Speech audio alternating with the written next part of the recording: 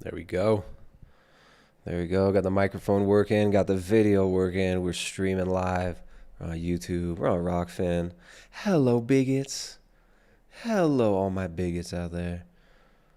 We got, let's see. All right. We got a lot to talk about today. We're going deep. We're going deep. Today's going to be, it's going to be basically, we're going to Burning Man, y'all. We're going to Burning Man. We're going to Disneyland. We're going to hang out with the Disney adults. We're going to learn about the transformative nature of music festivals, transformative festivals, and transformative interactive full immersion experiences like Disneyland. Freaking Disneyland. All right, so it may sound strange.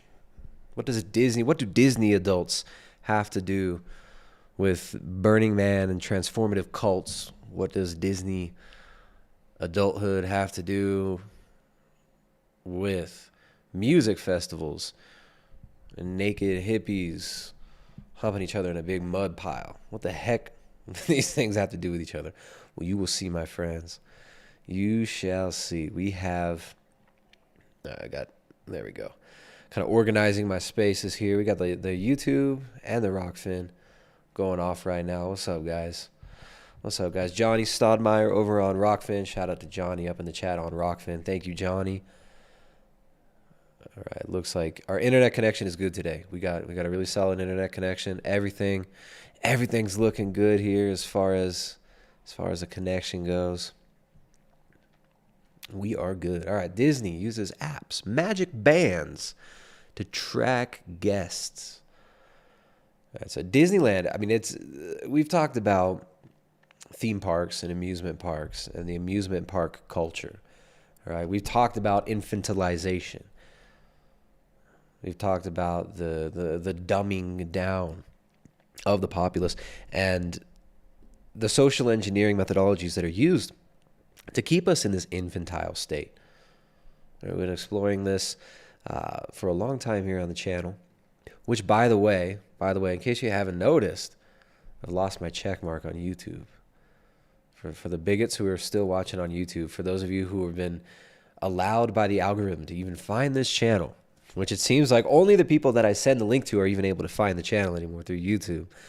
As you see, no longer am I in the certified, or they call it verified users. I'm no longer verified here on YouTube.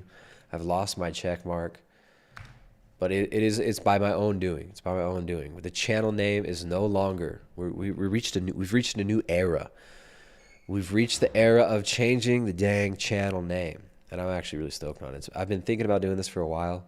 I've hated that old name, that old channel name, since about, I don't know, a few months after I made that channel's name. So here we go. Now we're just going with my name now at this point. So it lines up with the Rockfin channel, which is Tristan Haggard over there on Rockfin. Now that's where we're at on YouTube. I no longer feel bound and boxed in having to talk about health and nutrition and diet stuff, right? Even though I was kind of doing whatever the heck I wanted on this channel anyways, now I'm no longer boxed in with that, and they take the check mark away. When you change the channel name, you lose your check mark. So I'm just a normal person, you guys. I'm just a normal nobody, like all you guys in the chat, right? I'm just like Duke Valentino exposing powerful lies, Crispy Johnson, Slow Boy Whiteboard.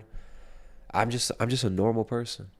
I'm just a nobody, just a pathetic, useless, non-checkmarked, unverified YouTube account. Just a simpleton, a regular idiot, like everybody watching this, checkmarkless, not even internet famous anymore, not even verified, just a loser, just crawling, snailing my way through life, a slimy, unclean, unwashed mass of people. That's what we are. And that's what I am. I'm just normal like you guys. Just useless, not even famous, not even rich, not even with a check mark next to my name. So I don't know how you guys are going to trust me anymore. I know it's going to be hard. I'm going to have to build up my trust with you. Right? I'm going to have to personally rebuild my trust with my audience. Right? I'm just a simpleton, just a civilian, just a normal, useless YouTube account without any notoriety, notability, trustability. Is that even a word? That's what I am. Just like you guys. Nobody. That's fine. That's fine. That's how I get my humility. Right? We get our humility through difficult times like this, like losing your check mark on YouTube. But I lost the check mark, but I gained a new channel name. And you guys know you can always find me here. You guys know where to find me. So make sure to subscribe, make sure to like, make sure to hit the thumbs up and all that stuff. All right, so yeah, Disneyland. Disney apps. Disney uses apps, magic bands to track guests. So Disney has been obviously one of the major media companies, runs a significant amount of mass media, and basically raised an entire generation. And what we're going to see today is shocking. What you're going to see today is disturbing. What you're going to see today is disgusting. And I'm not just talking about me without my check mark, just a normal person on YouTube without a check mark next to my name. I'm talking about Disney adults. Brace yourselves. Brace yourselves. All right, the happiest place on earth, the most surveilled place on earth, the pinnacle of social engineering for average normies who don't even have check marks on YouTube, like me now. The happiest place on earth for us is clearly Disneyland. And I didn't even know it was this bad. All right. I had no idea that it was this bad. I make fun of our generation, right? Like I make fun of goofy ass millennials. I make fun of my goofy ass generation. We make fun of a lot of stuff here. Right? But hey, I didn't know it was this bad. I had no idea it was this bad. We can no longer, I feel bad we can't rip on the Zoomers anymore. Because I don't think the Zoomers, they're not old enough to be Disneyland adults. They're not old enough to be Disney adults, but we are. And I think we're all to blame for this. I think every one of us is to blame. All right, what you're going to see is going to be shocking. Let's make sure. Let me know if the audio levels are good, guys. Hello, fun people. I'm Isaac Carlson, and today I want to share with you how I became a Disney adult who makes YouTube videos for a living. Now, for me, I grew up being raised in Wisconsin on Disney. I mean, even before I had memories, my parents, my younger brother, and I were watching Disney movies, and one of our first... All right, this is meta. This is a YouTube video with a handheld, probably, what even was that? It wasn't direct to VHS. It must have been a high 8. It was probably even before high 8. But this looks like early 2000s video cassette recorder. A YouTube video of a video from someone's childhood of them watching a video from Disney.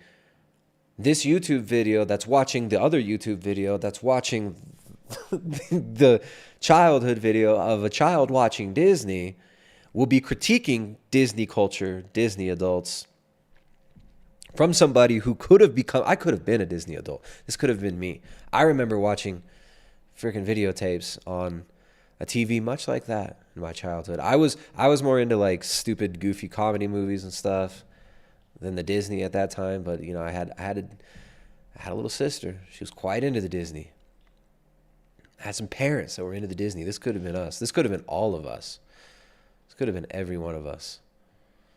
Raised in Wisconsin on Disney. I mean, even before I had memories, my parents, my younger brother, and I were watching Disney movies, and one of our first trips that I don't even remember was to Disneyland. My first ride was on the Jungle Cruise. There's pictures of my whole family on our first Disney vacation meeting Mickey Mouse. What year do you think that is?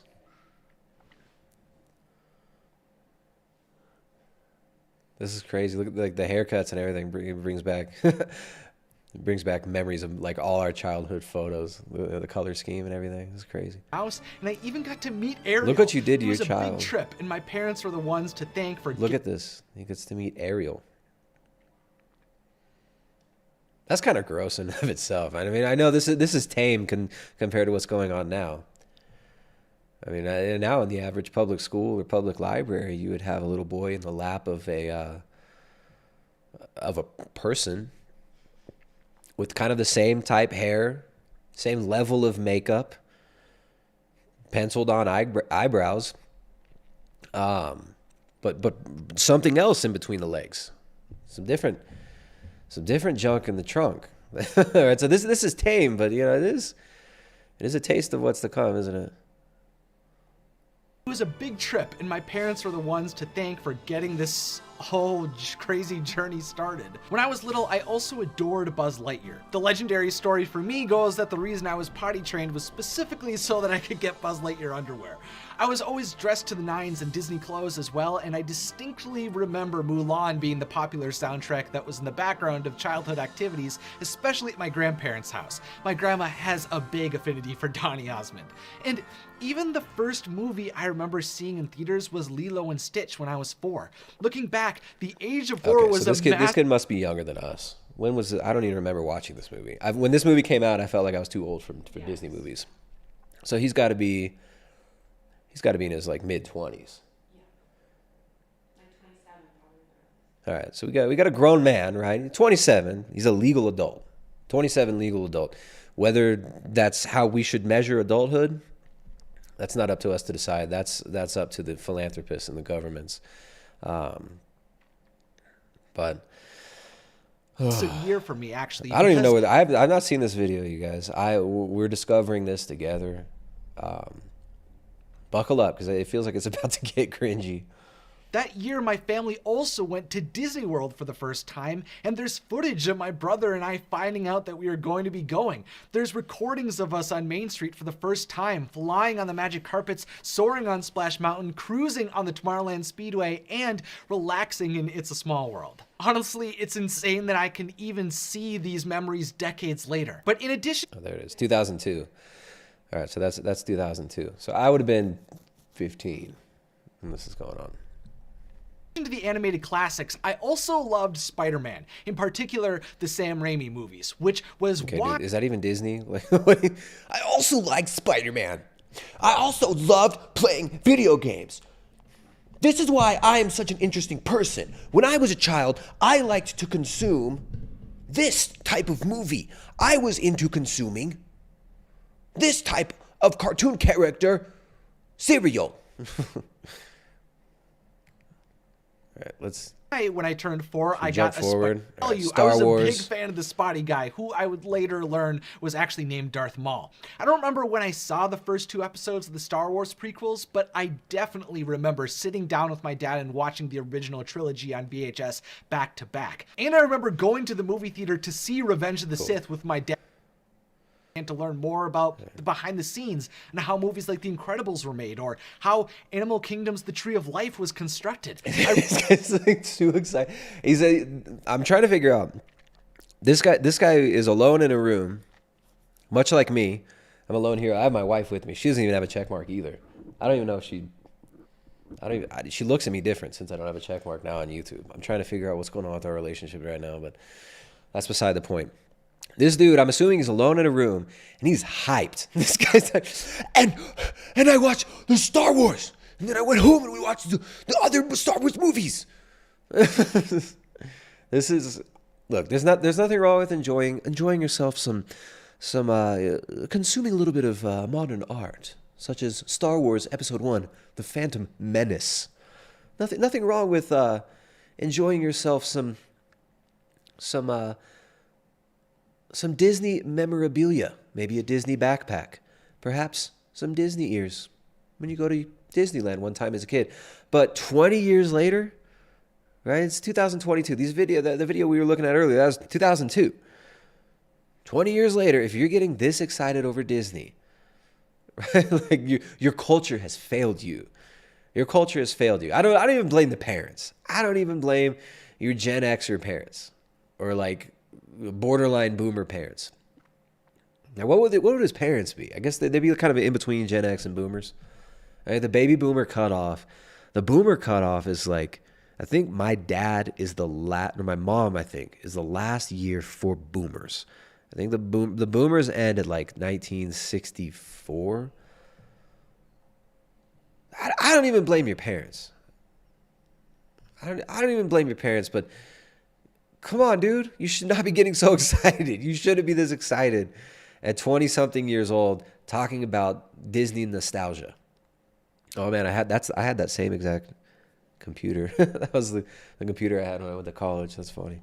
Aware of. Silly videos like Barbie Girls, Shoes, and Fred were what dominated the platform at the time, but one thing I discovered was videos discussing Spider-Man. And after I saw the movie, I was just clamoring for a fourth film that would unfortunately never be made. So when I saw a variety of kids making movies with Spider-Man action figures, I sprung on the realization. Check out the collection. Oh my goodness. My friend, what have you done? Look what they've done to you. Look at your room.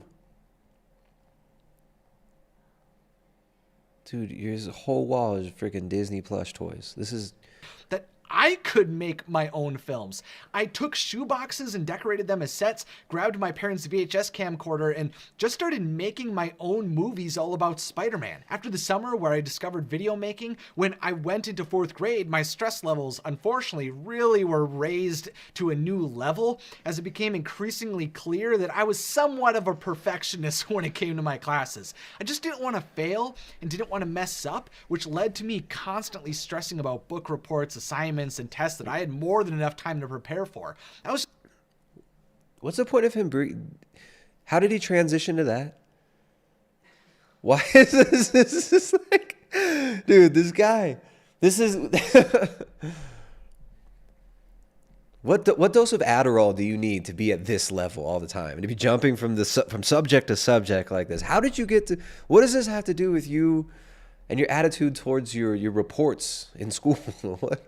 Just completely overthinking everything. But after I was encouraged to enter a writing contest by my mom and my teacher and won at the regional level, my confidence was he looks stoked. That's a cute picture. Revitalized. Seeing that letter that said I had won and actually getting a trophy for getting second at the state level for my Captain Underpants-esque story about a superhero called Mayonnaise Man in a story I called Pizza Problems was probably one of the proudest moments I've ever had. And with a new... Dude, you're like 27 now. You're like 27 years old. Stop this. Stop it. I mean, it's like self-flagellation. It's you think you're bragging, but this is humiliating, man. I'm not just here trying to rip on this guy. Like this is. We got to have compassion for these people. It's not your fault. Okay, we're it's not your fault. We'll do a little therapy here. What do you think his therapist tells him? Everybody goes to therapists these days, right? Like people they have no belief in God, no faith in God, but they have Disney, right? We don't have if we're coming from a secular family, it's so sad. Like you don't have the saints to look up to like you do if you're raised Orthodox Christian. You don't have examples on what it is to be a good human except fantasy, right? You have this infantilizing fantasy world of pop culture imagery that you're raised up in. And it's all pseudo pornographic, right? It's all designed to keep you in an infantile state, but also in a hyper sexualized infantile state, right? It's to turn you into a consumer, as they say, right? This is what it's meant to do. Right, like I remember being like a little kid and thinking that Ariel from the freaking the Little Mermaid. Don't interrupt. Okay.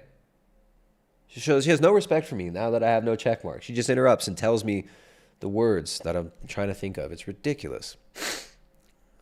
Now she has nothing to say. Now she doesn't even respond. I can't believe you.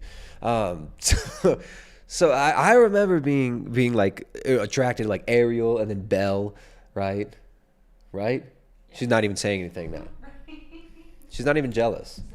See, I'm like, she sees me, he's sitting here talking about my childhood girlfriend, Ariel, standing here. She corrects me. Like it's nothing. See the level of respect that I get now that I don't have a check mark on YouTube. I don't even know. I'm trying not to get distracted, but it's like there's something different about our relationship. I can't quite figure it out. Excuse me. So I remember being like, they make these cartoon characters attractive to you. Whoa, bro, like deep insight, whatever. But no, it really is. It's disgusting. Like children shouldn't be exposed to this, and all the weird little relationships that these girls have with their parents, right? The semi-sexual undertones or blatant sexual undertones with Ariel and her father, right? Her father's just like stripped down, naked, jacked. Right, her father looks like freaking. He's bigger than Arnold, right? What's his name? What's his name? Poseidon, right? So it's like these pagan gods, right? I mean, these are retelling and remashups of old pagan stories, hypersexualized, all about a child whose parents don't love them, usually, right? Whose parents either abandon them or straight up abuse them, right? Like Sleeping Beauty, Cinderella. That's what I was thinking about. Beauty and the Beast, right? I mean, all these films have like incredibly degenerate stuff going on in them. And this has been analyzed over and over again. There are people who've been, writing about this since at least the mid 2000s. I remember this was on the map back then, just how degenerate and degrading. And do you remember also, I just forgot about this, you remember being a kid and the little Easter eggs, the secret hidden things in movies like The Lion King, right? And like your neighbors or some kids at school will tell you about these, right? They'll be like, hey, if you pause the movie at the point when Simba's doing this and the wind's blowing, you can see the word sex in the leaves, in the dust, right? And almost every single one of those movies has something going on like that, right? They all have these weird little creepy, sexual, even sometimes semi-pornographic Easter eggs in them. Why is that? What's going on here? What's going on? Anyways, this is what it results in. It results in you growing up to be a 27-year-old dressed like a 58-year-old with the emotional development of an 11-year-old, the toy collection of a 5-year-old. I mean, this is what we get. It's so sad. It's so sad. And it's not even this kid's fault, man. It's not even really his parents' fault. Yes, we all have agency, we all make choices and stuff, but like this kid's parents were also raised by this crap, right? They had that nostalgia weaponized against them. So his parents are doing what he's doing. And he's imitating what he saw his parents doing out of, that's how we perceive love to be.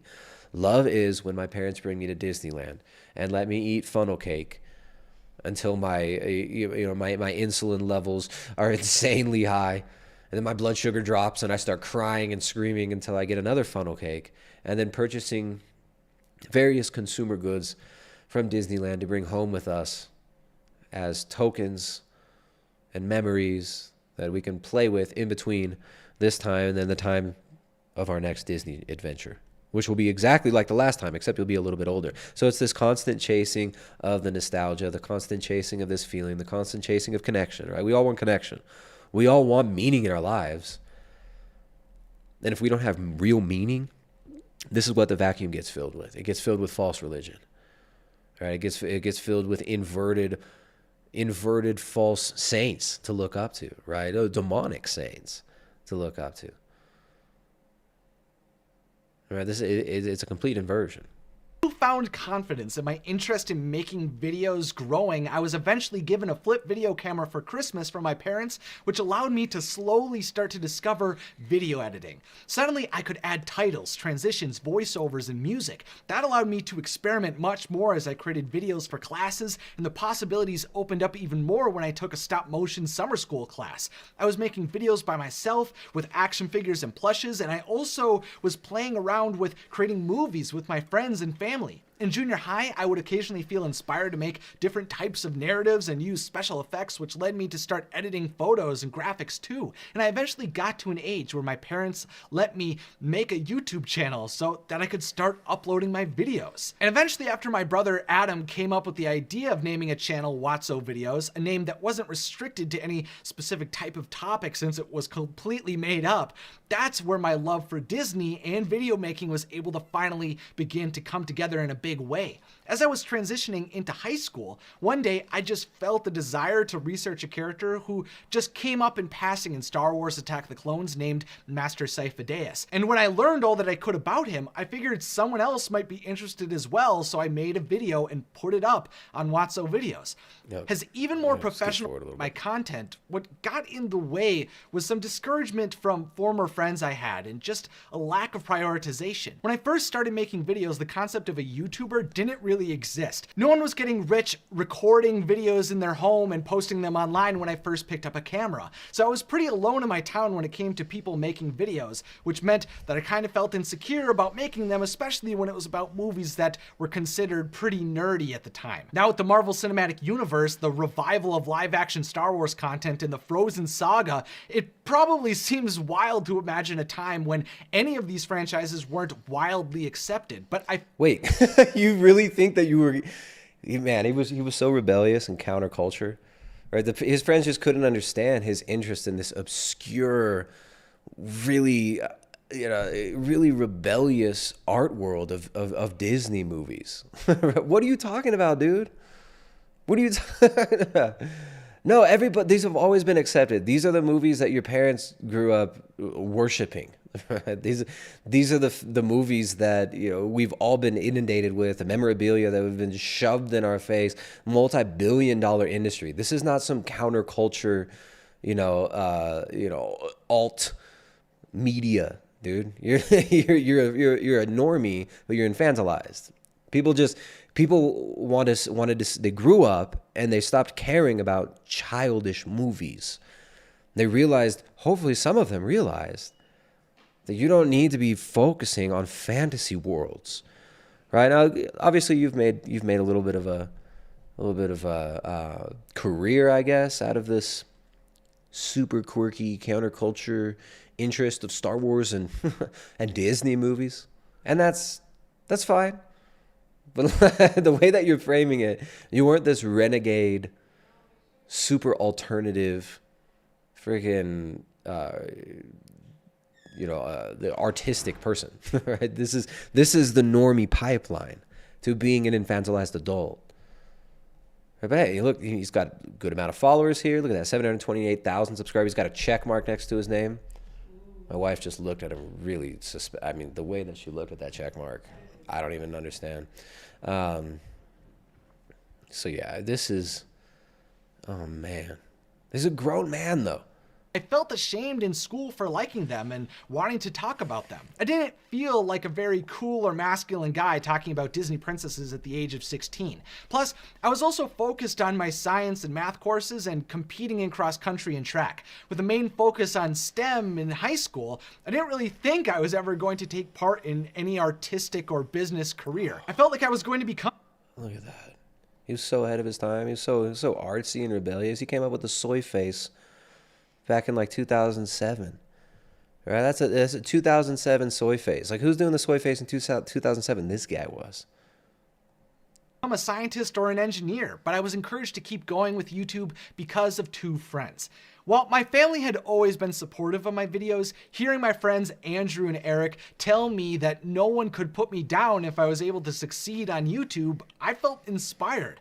Star Wars The Force Awakens had... Wow. All right. So driven by insecurity and a feeling of inadequacy, I was inspired. Just been released, so I was more than motivated to start committing myself to discussing Star Wars every week, especially since my first video had actually accumulated 50,000 views after a few years on YouTube. I'd learned so much since I had started making videos, and now I was finally ready to commit to releasing them consistently. For the next few months, I posted every week. I tried a variety of different topics in my videos, and I eventually found that my Disney videos performed even better than my Star Wars ones. Since I loved loved them both. He's telling the most mundane and boring story as if it's the most exciting thing in the world. I found that people like my Disney videos more than my Star Wars videos. So then I started to make more Disney videos. But then I found that people preferred my Buzz Lightyear videos. But then what I discovered is that some people didn't like some of my Buzz Lightyear videos because I did a Buzz Lightyear video 2 days ago and it only got 3,000 views. So then I felt insecure, so then I watched more Buzz Lightyear and tried to make another Buzz Lightyear video to get the views back. Dude. Spoilers for Lightyear are ahead, Space Rangers. Buzz was built to rebuild Star Command. After the invasion of Zurg and the realization there is sentient life with advanced technology across the universe, Commander Burnside has granted Buzz the task to reestablish the Space Ranger Corps on Takani Prime. The Universe Protection Unit that Buzz referenced in Toy Story is set to be built by Buzz Lightyear, which totally makes sense since he was the only person alive who was trained as a cadet in the Space Ranger Academy back on Earth. Goodness. Wow. Not a single androgen receptor was harmed by testosterone in the making of this video. Don't worry, guys. All right. I'm done with this young Zur. You got to feel for the kid. He wasn't born that way, but he was raised that way. All right, so these are the Disney adults. These are the Disney adults. I couldn't just do a stream just on Disney adults, though. We gotta broaden it. We have to broaden our perspective. Right? The Disneyland, the Disney world, the fantasy world. It's not just Disney. It's not just Disney. We've got the world of self-help gurus as well. Where do we go?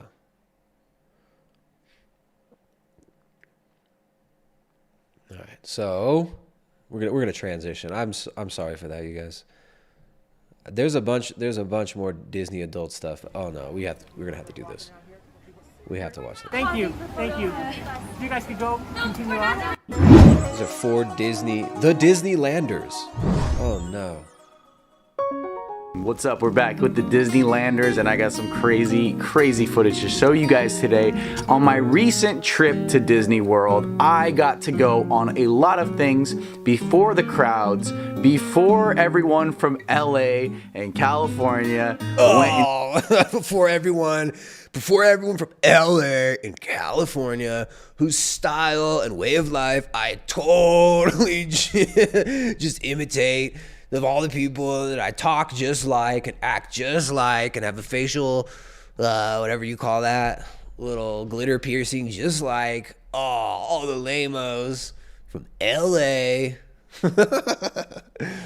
This guy's like the most LA vibe. All the lame weirdos from LA that aren't even cool like me. I'm just exactly like those people from LA, except I'm from like Wisconsin, so I'm cool.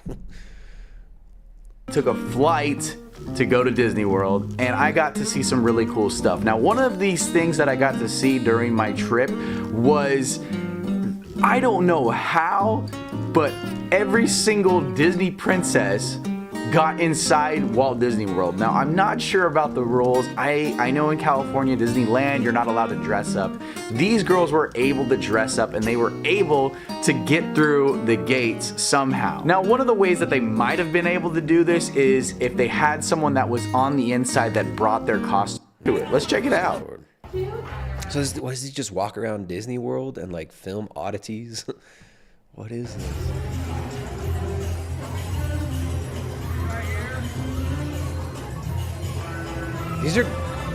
These are not legal girls though. I'm pretty sure these are like in their 20s grown women. Legally. I'm not saying, emotionally, mentally.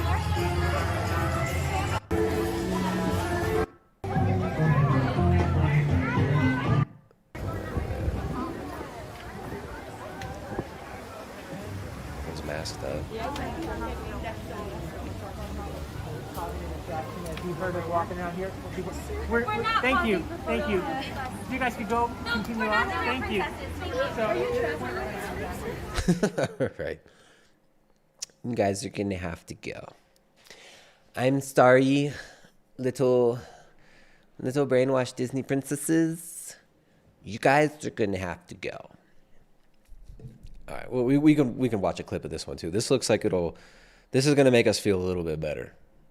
I forgot I had this one pulled up. Let's hope that this balances out. We got that was epic. Telling adults at Disney World to grow up. I'm finally gonna do it. What you gonna do? I've been waiting for this moment my entire life. What? Has she not told you? Told you that it would be today. Huh? I told you that it would be today and in front of everybody. Do I know you? I think it's time. I can't afford it yet, but I promise, babe, I'll be able to afford it soon. Will you marry me? Say yes, Sam. Yes. She said yes. She said yes.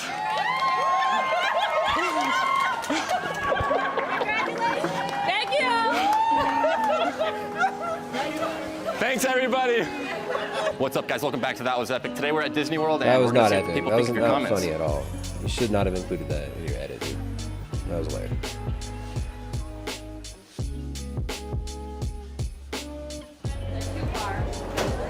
Bro, you need to grow up.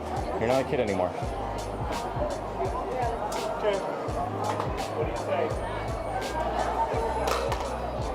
Can I offer you $100 for your best goofy laugh? Oh, goofy laugh? Yeah, your best goofy laugh. All right, ready? That guy's like maybe our age, right? In mid-30s. Why do dudes in their mid-20s now look like they're in their mid-30s? Isn't that kind of weird? I don't know. They have no child with them though. That guy's walking around with a sack of merch with a Mickey and Minnie Christmas sweater on a hot Orlando, Florida day. I'd be sweating my ass off if I was wearing that. Look at all this merch. He's merched up. I like the detail of the pants being 2 inches too small for him. Like half an inch too small. Let's be fair. Half an inch too small is stretching out the upper zipper there. Got that funnel cake bloat going on. But this guy doesn't even have a kid with him. He's a typical millennial, right? Childless. To be fair, he doesn't want his carbon footprint to go too high, right? I mean, this is kind of a philanthropic thing to do. He's not trying to have too high of a carbon footprint. He's been vegan for like day and a half. He saw the Game Changers the other day. Decided that he's gonna go vegan. Yeah, maybe the kids in the bathroom, says my wife. These kids are not in the bathroom. They're walking. Look at that. These are people who are walking alone. Look at this. Kids are not in the Can I offer bathroom. you $100 for your best goofy laugh? He's alone. Oh, goofy laugh? Yeah, your best goofy laugh. All right, ready? Like that? I said your best. Oh, that was my best. Let's try it one more time. Let's see. Your best goofy laugh. Channel goofy. All right, All where right. is he? All right, You ready? gotta really feel it. Yeah, Gotta feel and it. make it last for like 3 to 5 seconds. 3 to 5 seconds, okay. Gorsh! Like that? That'll do. That'll do. Nice. That'll Wow. Thank you. do. Have a Dude, good how in the world does this guy have 6.66 million subscribers? This is like, you couldn't get better footage than this. How much did you spend on a ticket to go to Disney? You got a cameraman. That's the best footage you can come up with that guy. Look what you're working with, dude. Look what you're working with. That's all you could do. That's the bit. And you give him $100? What the hell? Nice.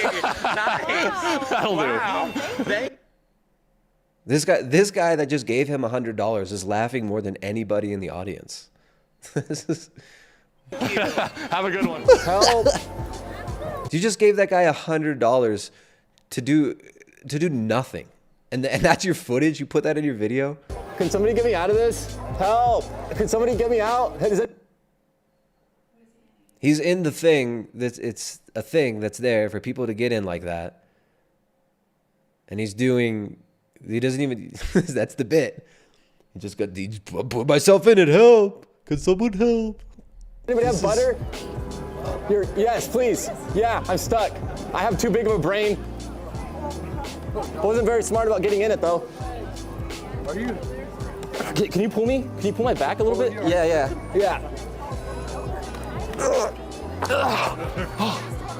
Dude, thank you. Holy crap. I will not do that again. Where's Universal Studios at? Is it funner than this? Okay, all right. Nope, still no. This is 12 minutes of this. Did anybody watch the whole video?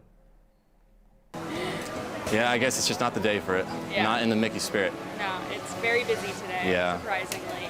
Okay, Mads. Well, I appreciate you. Thank you. I may stick around for a little while. Rest of the day. Thank you so much. You're lovely. Then he just simps and flirts with some chubby Disneyland employee, Disney World employee. What is this? How long does he talk to her? Why would you include this?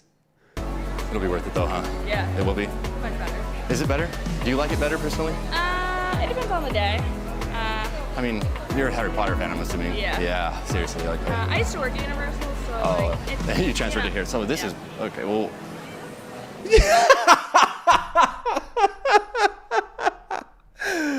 What? Why did you put this in there? Why did you put... Neonor94 says this content's made for 7-year-olds. It must be. That must be why. Why would he put this in there? Him like awkwardly trying to pick up this Disney employee who's glancing at the camera every once in a while. This is so strange. All right. I mean, it's not just the fact that he did this and like made the video, but he sat and edited this and was like, I'm going to put this out to my 6.66 million subscribers. me awkward pause trying to flirt with the Disney employee who has to talk to me. the day, really, honestly. If you like thrill rides, I would go there. If you like Disney, I would go here. Yeah, I guess it's just not the day for it. Yeah. Not in the Mickey spirit. No, it's very busy today, Yeah. surprisingly. Okay, Mads. Well, I appreciate you. Thank you. I may stick around for a little while. Rest of the day. Thank you so much. You're lovely. You're lovely. I was just wondering if I could return this here. It's actually not. Okay, we're done with you. I'm done with you. That was epic. That was not epic. That was an epic fail. That was epically pathetic. I don't know. I don't know what's worse, the Disney adult guy or the dude that goes to Disney to make a prank video and doesn't do any pranks. Okay, so anyway, so the Disney basically, as we've talked about before, Epcot Center at Disneyland, Disney in general, massive social engineering endeavor, right? Disney is not just about entertaining people. It's not just about giving people rides so they can go on, so that they can go spend some money and maybe buy some merch. Disney is about much more than that. Disney is about teaching people a worldview. Disney is about teaching people a way of living. And that way of living that it's buttering them up to accept, the way of living that it is grooming them for, is living in the smart city grid. That's what it is. Disneyland is the most surveilled place in the world, one of the most surveilled places in the world. Now, it used to be the most surveilled place in the world, right? It used to be that. And they used to pride themselves on this, their safety of Disneyland. How all of the guests at Disneyland need to be watched so they don't go into any doors they're not supposed to go into. Perhaps some underground tunnels they're not supposed to enter, so that they don't go into the areas that are restricted, so that they don't do anything sketchy, so that the creeper, weirdo pervoids who go and hang out there who don't have any children don't snatch some children, all right? Because that stuff does happen. Now, I remember going to Disneyland as a little kid, and my parents always having to be like, make us acutely aware that don't be talking to strangers, right? Don't be... If somebody that you don't know comes up to you and starts talking to you, you don't talk to them. You come to your parents, and if for some reason you get separated from your parents, here's the protocol for getting back to your parents. Because there's creepers all over the place at Disneyland. So the surveillance aspect of Disneyland is necessary because of the creepo pervoids. But now that I think about it, the creepo pervoids, they're just there. Some of them because they've been groomed into becoming weirdo consumers by the culture that Disney is helping to create. Right? So Disney's helping to make the culture. Is the light on outside? Almost looks like Disney's helping to create the culture that's making these people into weirdo, pervo creepers that are permanently infantilized themselves. Because remember, it's not just adults that abuse children. So there's nothing groundbreaking. Adults that abuse children very often have been abused themselves. Right? Adults that have strange inclinations as far as their fleshly pursuits go. It's no secret that they themselves were molested as kids. Right? I remember listening to like Loveline on K-Rock back in the day. It would be like 11, 12 years old. And you stay up late. I was like 12, 13 years old, like 6th, 7th, 8th grade. And listen, you stay up late at night. I think it was like 11 o'clock or so. On the radio, I'd listen to Loveline. It was Adam Carolla and Dr. Drew. And people would call in and they would talk about all sorts of crazy stuff. And, you know, of course, when you're a child, you shouldn't be listening to this. Right? It's not a good thing. It's not a healthy thing for you to listen to. But you do get to learn a little bit about what's going on in the world. Right? And I remember, now I don't know if Dr. Drew still does this, but you know, the chicks would call in. They'd be like, yeah, you know, I'm a lesbian and I'm in this relationship and I'm having this is what's going on. And it's like this weird thing. And Dr. Drew would always jump in. Well, how old were you when you were molested by your father? And they would always, oh yeah, probably 5, 6. It was like clockwork. Every single one of them, like, men as well, right? So,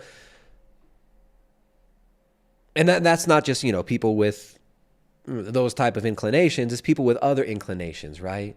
You know what I'm saying? Them Jeffrey Epstein types, and worse, the Jimmy Savile types, right? These are people who were involved in things and had been abused as children.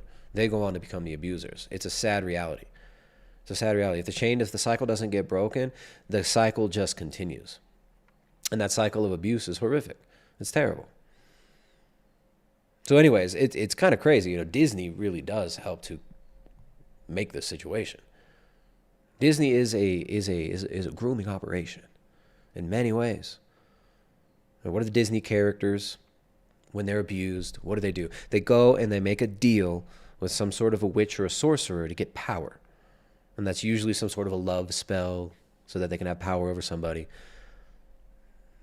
Right? I mean, that's just the archetypal Disney character arc. So anyways, Disney is loved by creepers, weirdos, and pederasts. This is no secret.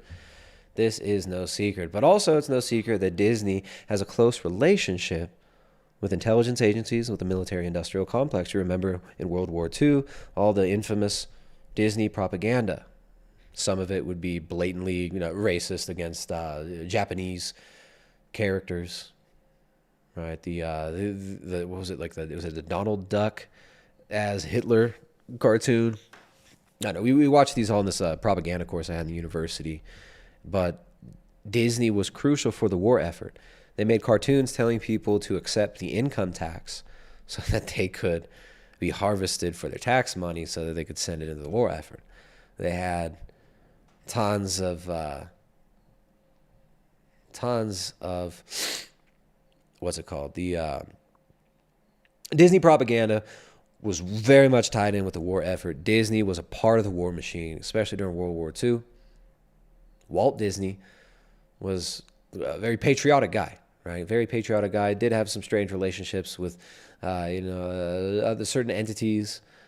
It was very much an Americana guy and worked really closely with the government. In fact, the government helped them to procure the land in California. I think it was the CIA helped to procure the land for Disney in Anaheim, California. Yeah, so it's a social engineering outfit. It's a social engineering outfit that's got close ties to the military, undeniable ties to the military. Yeah, the family planning propaganda stream. I don't know what it was called, right? We've talked about this as well. Disney has made the depopulation, anti-natalist propaganda as well. Later on, this is after Walt Disney passed away, I believe. Right, so anyways, Disney, very, very surveillance-oriented parks. They implemented systems like like ID cards, right? Using an ID card to check into rides. They did this a long time ago, but now they've got these magic bands where you can wear a magic band. It's not a surveillance device. It's not an RFID surveillance device and an app to track all of your movements and surveil you. No. It's a happy band to make you happy. It's the happiest place on earth. So unfettered access to customer data is what Disney has. So Disney has been collecting this customer data for longer than Facebook has been in existence. Right? Disney's big on that. Disney loves it. So they got wearable tech now that tracks guests' spending habits, what they're riding in the park, what they're eating, what characters they're stopping to see. So even the characters they're stopping to see. You're starting to see a pattern here. This is exactly like the smart city grid. This is exactly like that smart city future that they've been telling us is so inevitable, is so good, is so beautiful. Oh, it's so happy, it's so healthy, it's so Disney. Every interaction with every person you have, this is the social credit score. This is how they roll it out. Now we got a tip over here from Kiki on Rockfin. What's going on, Kiki? You guys are watching on YouTube. Make sure to share the videos, like the videos. You got to share these. You got to share these on your social medias because you will not be recommended these by YouTube. In fact, the YouTube will hide these from you, even if you do subscribe, which you should. Even if you do hit the bell icon, which obviously you should. You are not going to be notified. But if you want to be notified, you can jump down there to the link in the chat. Not the chat, in the description. I'll pull that link up. I'll drop it in the chat right now. That link in the description that says get notified for upcoming streams. If you want to get notified for upcoming streams, we will do our best. No, it doesn't always happen, but we do it at least 75% of the time. We will notify you via your email when these streams are going to go down. So if you are watching, you enjoy the stream, also support the dang stream. Support the stream. What's up with you? What's up with all y'all? We got Crispy Johnson the other day. On a day when there wasn't even a stream, dropping a Streamlabs. And he's over there working his butt off in the chat. Thank you, Crispy. I want to give you a shout out, man. I really appreciate that. That was a nice, generous Streamlabs super chat donation the other day. 2 of them. And that was awesome. Thank you so much. Big shout out to everybody who supports by sharing the videos. The link for the Streamlabs is in the description of the video on YouTube. If you're on Rockfin, feel free to drop a tip. In fact, feel mandated to drop a tip. Feel mandated to. You got to test that tip button. Huffman Aviation. I do look at the chat every once in a while. Sorry, man. I didn't see that. But yeah, I see you're dropping some good comments there. Definitely you are right on with many of your analyses there about the strangeness, the weird world of Disneyland, with adults dressed up in mascot furry costumes, with kids getting on their lap, kissing and hugging them. What's this grooming children for? Now we see it. Now it's becoming obvious in the culture. Those of us who've been talking about this for the last decade, right, and we're told, oh, no, you're looking too much into it. I think people are starting to catch on now. So yeah, it is absolutely spiritual, intellectual, psychological, and cultural warfare going on there from Disney. So all right, you guys, drop a tip via Streamlabs or via Rockfin if you are watching. And then also if you can support yourself, right? You can support your own life, support your own health. You can prevent tragedies like that testosterone-less, androgen deficient, soyed up guy we watched talk about why he's a Disney adult earlier. Now you can avoid such situations. You can avoid such horrific situations by doing yourself a favor and going over there to choq.com, CHOQ.com, getting yourself on the highest quality adaptogens, only the highest quality or organic, and even beyond organic and wild-crafted adaptogens. I take that Shilajit every single day. The wife likes to take that ashwagandha. The ashwagandha is very soothing, very nice one for calming the nerves and for making your husband, who doesn't no longer have a check mark on YouTube, attractive to you. Right? That Tomcat 100 extract, this is great for the dudes. We're helping to boost that natural testosterone production. Right? Backed by clinical trials, that Tomcat 100, I take that every day. that exact dose used in the chalk, that's choq.com, Tomcat 100 extract, the exact dose has been studied and proven to increase both free testosterone and total testosterone significantly over a 90-day period. I forget what the exact number was, but it was a pretty ridiculously good increase there in the studies that have been done on that one. I also take the daily, so hit them up, chalk.com. Get yourself on the daily, get yourself on that Tomcat 100 extract. Highest quality adaptogens for the men and for the ladies. You can get that at chalk.com, choq.com, and you use that coupon code. You got to use that coupon code because you're going to get 50% off using BIG50. That's BIG50 for all of the big its in the chat. Big its, get the big 50. 50% off discount. And if you want to, and this is even better. This is even better. Better than the Big 50 is the Big 53 Life. Big 53 Life, they will send that to you monthly so you don't have to think about re-upping. All right, so you can get up on that chalk daily, get up on that chalk Tomcat 100 extract, and that chalk purified Shilajit. That's Big 50 or Big 53 Life will get you 53% off all subscriptions for life, or Big 50 for 50% off everything store-wide at chalk.com, choq.com. All right, so you gotta de-soy yourself while Disney's out there trying to make you destroy yourself. Chalk's gonna help you to de-soy yourself. So they got the smartphone apps over there. They're data mining you. They're tracking and tracing you. Every interaction you have with a character is tracked, traced, and databased. What a coincidence that this is the exact system that they want to put you in the smart cities.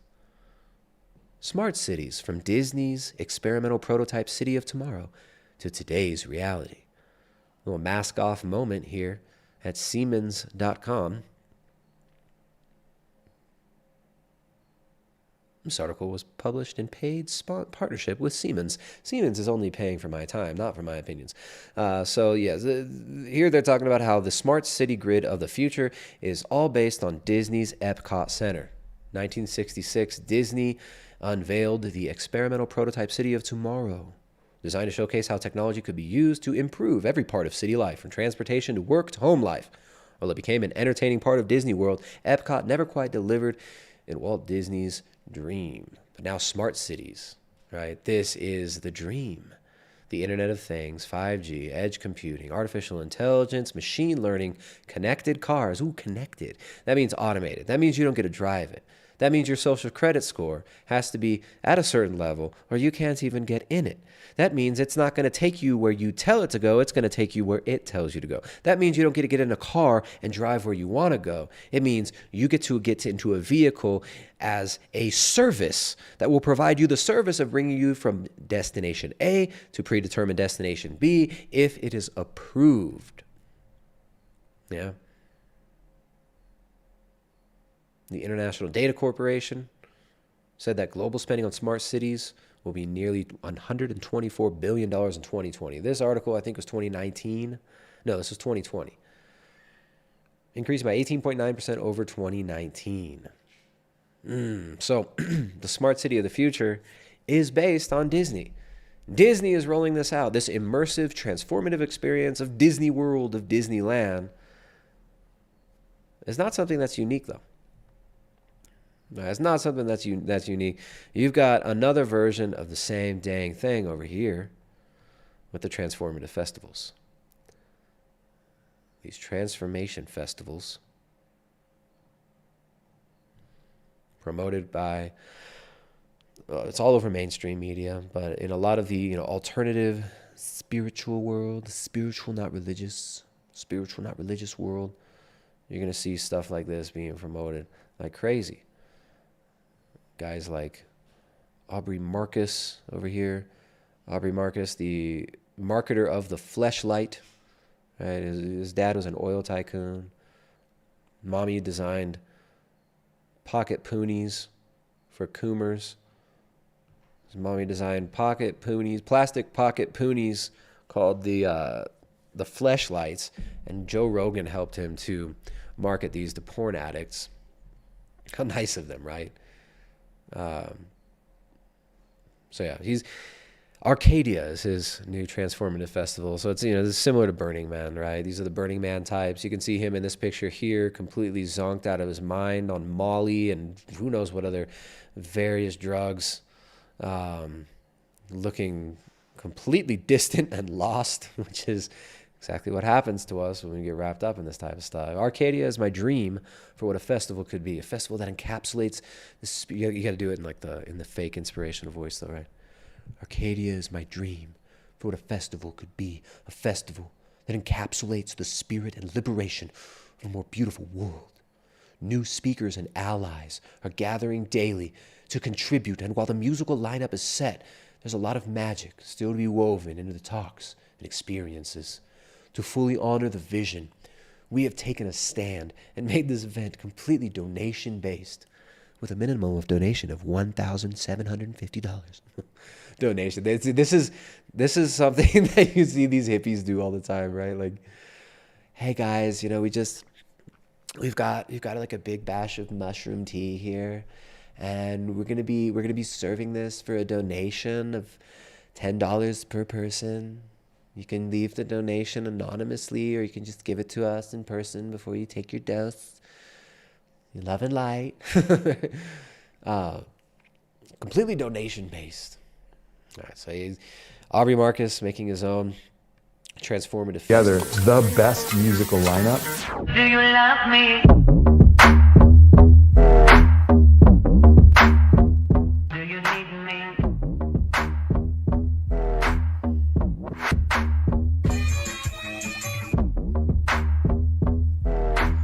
Yeah, I've never heard of any of these. I'm sure some of these are like big names in the festival scene or whatever. Do you love me?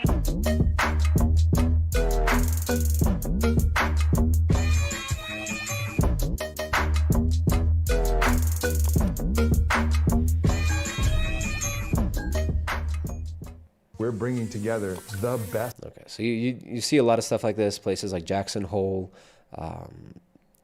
Sedona, right? And obviously Burning Man in the Black Rock Desert. The festival, the Transformative Festival. Now, what does this have to do with Disneyland? What does this have to do with Disneyland, right? Well, we are going to, where did that go? We had that TED Talk. Here we go. We're going to learn a little bit about the idea, the ideal, and the transformative experience of the transformational festivals. And this is a TED Talk from Jeet K. Leung in 2011.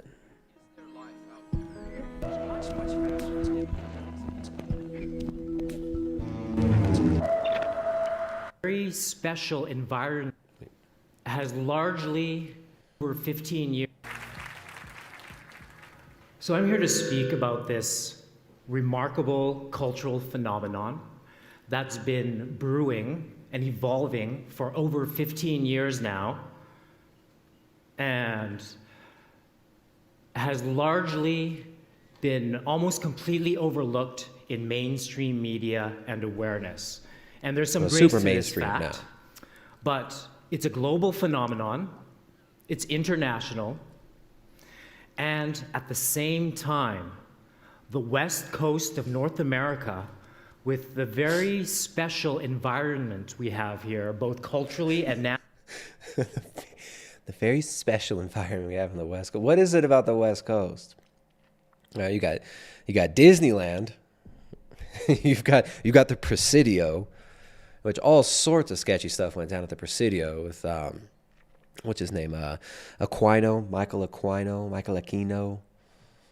You got San Francisco, kind of the home of the Haight-Ashbury, the massive influx of transformational culture with the hippie movement. Now, but you also have military bases sprinkled all throughout California. Like, if you look at a map of California and all of the Air Force bases, the Lockheed Martin private facilities, naval research bases, what is that other place? It's not Epcot. Well, yeah, Pendleton, but then what is that place? The like JPLE NASA thing, and they got those huge domes, those weird radar things. Moffett, right? Moffett Airfield. I mean, you have next to almost every major university in California, you've got some sort of military research facility, right? You got the Stanford Research Institute. You've got the Esalen Institute. All right, so you have all these organizations, NGOs, and government agencies whose job and mission is to transform culture, to control the transformation of culture, and to be the culture creators. All over California, right? You got Hollywood, right? The media capital of the world, Los Angeles, right? You've got just military bases all throughout. So that brings me to, I wanted to remind you guys of, if you want to understand a lot of the sociological research that goes into creating these transformational experiences with people through places like Epcot at Disneyland, places like Disney World, events like Burning Man, events like music festivals, Rainbow Fest, right? The Deadhead phenomenon. You got to get this book from Stanford Research Institute. It's The Changing Images of Man.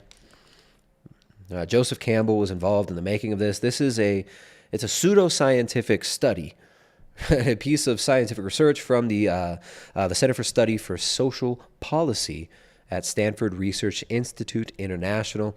It was commissioned by O.W. Markley and Willis W. Harman. And I think this was first published in 1973. Right, so it starts out with some quotes about population control, of course. Right, and this is called The Changing Images of Man. And it is about changing man's image of himself in order to change the culture that man creates, lives within, in order to control the breeding of and movement of and behavior of man. And this is done by a bunch of people under the guise of spiritual enlightenment, like Joseph Campbell, right? The hero's journey. Any of these transformative, transformational music festivals, hippie festivals, drug festivals that you go to, you are going to have somebody, not just one person. You're going to see several people doing a talk on the hero's journey. Right? This is everywhere in all this gay self-help stuff. The hero's journey. You're on your own hero's journey.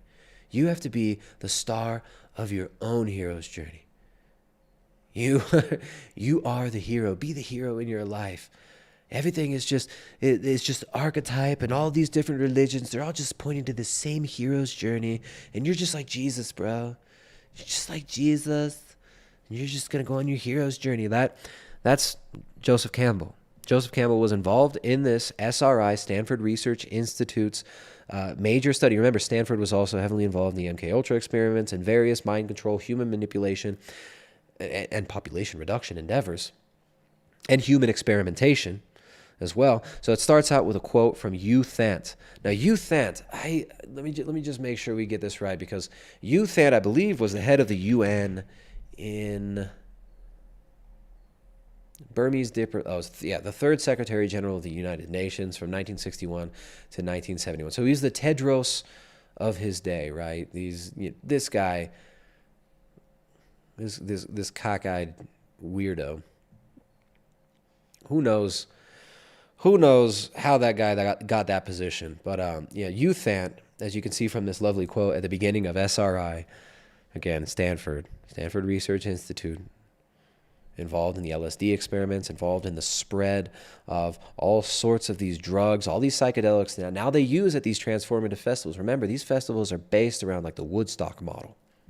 They're based around the Woodstock model. And Woodstock wasn't just a music festival. They also had a guru. You had the Woodstock guru. I forget what the guy's name, but he was kind of giving this Maharishi, whatever that guy's name is, style introduction of yoga and Eastern spirituality to all the zonked out experimental subjects at Woodstock that were being dosed up with who knows what, right? Being experimented on with who knows what sort of technology over there. That's SRI. So here's the quote from the beginning of this book. I do not wish to seem overdramatic, but I can only conclude from the information that is available to me as Secretary General of the members of the United Nations have perhaps 10 years left in which to subordinate their ancient quarrels and launch a global partnership to curb the arms race, to improve the human environment, and to defuse the population explosion. So using that with the population bomb, right? The population bomb. This whole thing was popularized by, what's that dork's name? The population bomb. I had his book right here. But I'm brain fatting. I'm a bit retarded today. Paul Ehrlich, The Population Bomb. Right, the population explosion, and to supply the required momentum to development efforts. If such a global partnership is not forged within the next decade, then I very much fear that the problems I have mentioned will have reached such staggering proportions that they will be beyond our capacity to control. So we got to reduce the human population. We got to reduce it. We got to reduce the human population, and this is what this entire program that they developed here in the Changing Images of Man is all about. And what conclusion they came to is that we need a massive global initiation into a new cult. We need an occult initiation into a new way of living and a new way of being and a new way of seeing ourselves. Formerly, man believed that he was made in the image and likeness of God, they say. But that time has passed. Now we need a fusion of science and spirituality. Scientific man needs to take control of his own destiny, needs to become a scientific, spiritual being moving towards a new planetary consciousness, this Gaia consciousness where we are all one, where we are all connected. And they say in this study that we can do this through using events like music festivals, using pop culture, and creating an initiatory experience for all the people of the culture so that they can all become as one. And this is exactly what they've been doing with these transformational festivals. And this is exactly what they've been doing with the Disney culture. All right? We've been broken down into infantilized, trance-like states where we see the world as an amusement park, where we see the greatest moments of our life as being like a movie, where we see children as something that are just going to hinder us from doing us, bro. I just want to do me, bro. I just want to go to the burn, take some Molly, rip some lines of coke, go cruise around, go to the orgy tent,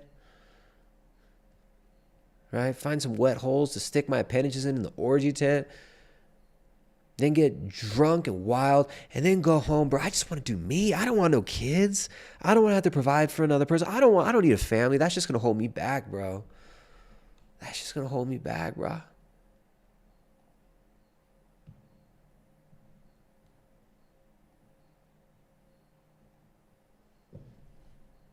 right, so the next quote here at the beginning of this document: awareness of ideal values is the first step in the conscious creation of images of the future, and therefore the creation of culture.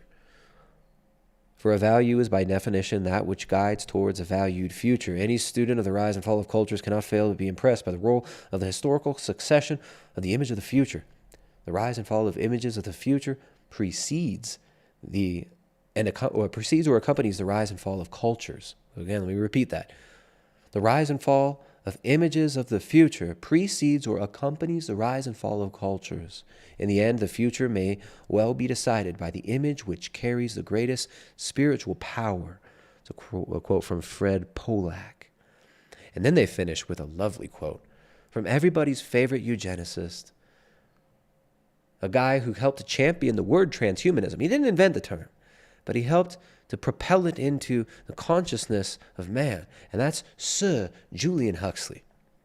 He was the son, he was the grandson of T.H. Huxley. T.H. Huxley is known as Darwin's bulldog, right? He was Darwin's propagandist. So he was Darwin's Bono. he was Darwin's propaganda front man, who was well-spoken and well-liked and could explain the ideas and could get those ideas out through the Royal Society and spread through the culture. The ideas of Darwinism, which were essentially a religion. This was a religious ideal. So his hero's journey, Julian Huxley's grandfather, T.H. Huxley's hero's journey, was to propagandize the world into believing in this idea of the Anglo-Saxon supremacy, right? This idea that, well, whoever's got the most money must be, and whoever has the most worldly power must be morally right. The idea that might makes right is what Darwinism proposes. It's might makes right. It's putting man as his own God. Man is creating his own future. Man is making himself into the Ubermensch, right? And this is just the natural progression of everything. Right? Well, if you go and genocide a whole culture, it just means that you are the fittest that survived. It's the survival of the fittest, bro. How do you know who's the fittest? Well, it's the one who survives. Oh, yes. Thank you, Crispy, for keeping the chat in line. All you bigots over there on YouTube, go to the Rockfin if you want to be. If you guys are not trying to have to watch what you say in the chat. Remember, we're on YouTube over there. You can't be edgelording it too much in the chat over there. Don't be spurgs. Don't be stupid. Don't be stupid in the chat. You say what you want over on Rockfin. That's why we're there. All right, the exclusive streams over here on Rockfin, we can say whatever we want. We can say whatever we want over there. All right, share the video, though. Like the video, you guys. Make sure to subscribe. Hit the bell icon if you haven't already. But you're likely not going to get notified by YouTube. But we will notify you if you click on the link down below in the description that says to get notified for upcoming streams. We will notify you before these streams. We send an email to all you bigots so you guys can come over here. And then also another shout out to you guys if you want to support your own health. Right? If you want to de-soy yourself. We're all getting soiled. We're having our souls and our bodies soiled by this degenerate culture that is constantly attacking us, that is bombarding us with nonsense day in and day out. Physical, psychological, and even dietary nonsense, right? So much of our food supply is completely devoid of the nutrition that we need. So much of our food supply has been destroyed by all this GMO nonsense, by all of this, gut-destroying, microbiome-destroying pesticide, herbicide stuff. All right? Get your diet in line. All right? Focus on real quality foods. If you go over there, here we go. Shout out to the wife's book. She's not even in the room anymore. She left earlier because I don't even know if we're going to be. I don't even know if we'll be speaking tonight. She knows that I lost my check mark on YouTube, so she probably sees me as a lesser man. But check out the Carnivore Cookbook. Get yourself a copy of that. Animal foods are the only foods that you can live off of exclusively and be healthy. You cannot live off of just plant foods, but you can live exclusively off of animal foods. I'm not saying you should, but a good portion of the diet, through a good portion of the year, should be quality animal foods. And that's what we're showing you how to do over there with the Carnivore Cookbook, 0-carb recipes for people who really love animals. So for people who really love animals, hit up that Carnivore Cookbook over there at primaledgehealth.com. Get yourself a copy of that. I will put the link in the link is in the description, but then also the link is in the chat. So anyways, also hit them up at choq.com. Shout out to Choq, CHOQ.com. Highest quality natural adaptogens. Get yourself on that Tomcat 100 for the dudes. If you want to de-soy yourself, you better believe that Tomcat 100 extract. I'm taking that every day. That's great for the men and for the women. For the women, also improves fertility, sexual function. For men, it dramatically improves sperm count, sperm quality. For those of y'all who are trying to make them babies.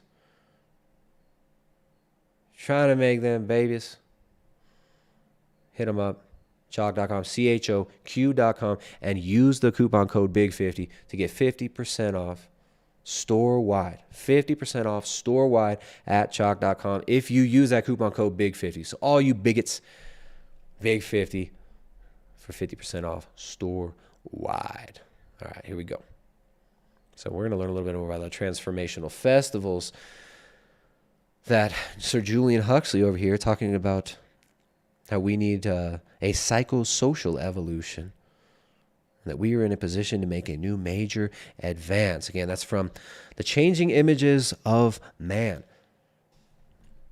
Now, scientific is pseudoscience, right? This is not real science. This is the science. Yeah.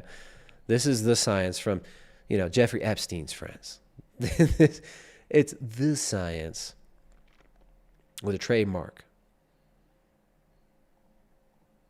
So the science says that we need to completely transform man and give him a new psychosocial reality so that he stops making all those nasty little babies who are taking up all our resources and just polluting the planet by existing. And this is back in 1973. This is around the same time when the Limits to Growth was published, the Club of Rome's famous Limits to Growth. This is around the same time when the population bomb was coined by Paul Ehrlich. I think that was maybe like 1964 that he published that book.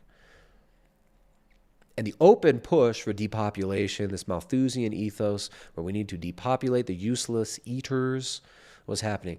Now you've got the essential people. When we shut down society again, we'll tell you if you're essential or non-essential. The essential ones can work. The non-essentials stay home, save lives. This is how much it's progressed. And people accept this nonsense, right? People accept this nonsense. People who don't have faith in something real will accept a false faith in something completely nonsensical. This is just how it works.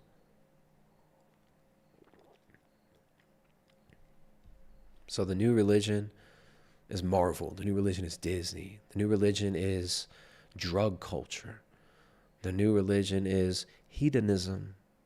It's self-destruction, really. I mean, when you actually look at this, what is Marvel culture doing? It's consuming you. You're consuming it, but it's consuming you. It's consuming your time. It's consuming your mental space. It's consuming your spiritual energy, right? This energy that can go to worshiping God, right? To pushing off and pulling off those layers of falseness that we've accrued from our own decisions, from our own crappy decisions, from our own sinfulness, right? To putting off the old man and repentance, right? That energy that could be put into repentance and to embracing God, right? We're made in the image and likeness of God, but through our actions and through our pushing that image and likeness away for generation after generation, we've gotten further and further into degeneration and decay. And we feel that. We all know that inherently. We all have that drive. We all have that desire. We all have that eros, the divine eros for the divine, not for Disney characters, right? But they've replaced the good examples of what it is to live a godly life, and they've replaced the real saints that we've had. When you look at the lives of saints, right, from the Orthodox Christian perspective, we have examples of what it is to live a life that transcends the limitations and the boundaries of our sinful nature, right? And a life that embraces the goodness and the completeness and the fullness of communion with God. We've got that in the saints. All right, you have recent examples of this. You have St. John of Shanghai in San Francisco. All right, St. John, the wonder worker of Shanghai in San Francisco, who lived a life of just of incredible grace, who achieved a level of connection and of communion with God that's very uncommon, especially in our times now. We have examples of men living godly lives. We have the examples of the martyrs going all the way back to the 1st century.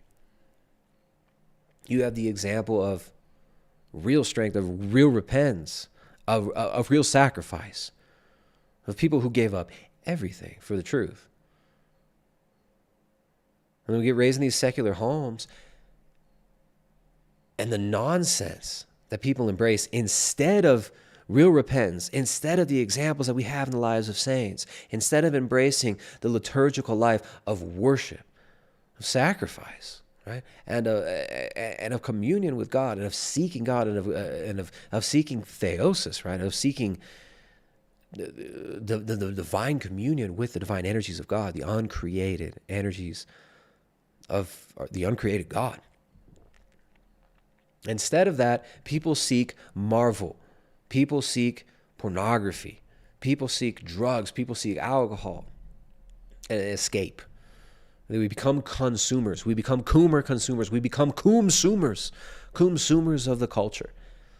A decadent culture that tells us that we're just monkeys, we're just apes, that gives us a bunch of anthropomorphized animals, right? Subconsciously telling us, and then even consciously telling us through Darwinism, that you are just an animal. You are at the level of a beast. You are at the level of a monkey.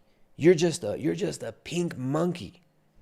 You're a slightly higher evolved monkey. You share common ancestors with bananas. So you get spoon-fed this nonsense, and then while they tell you that you're nothing, they also tell you, oh yeah, but like everything's God, bro. Everything's got this pantheism. No, this pantheistic culture of the subcultures, which are not really subcultures anymore now. Now it's all mainstream, right? With Joe Rogan, oh, have you smoked DMT, dude?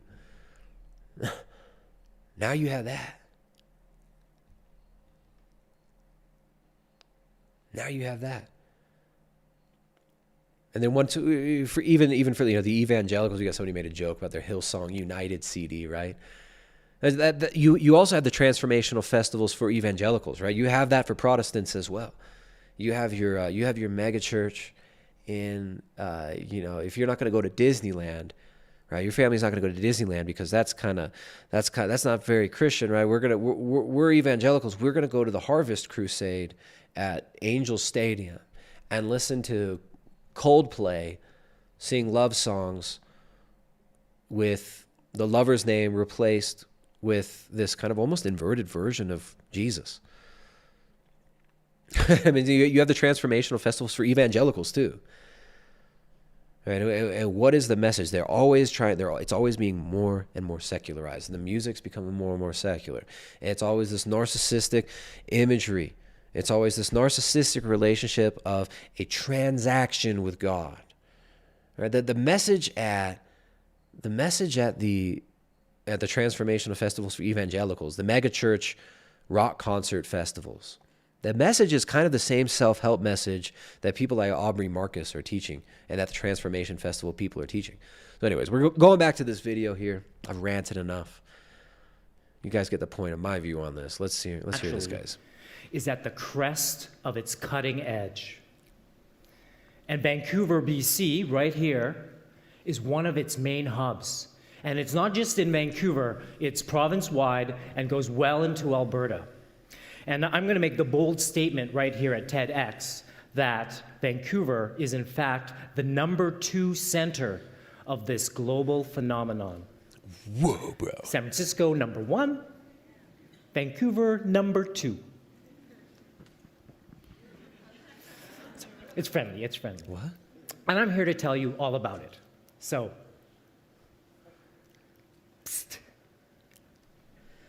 But don't tell anyone else.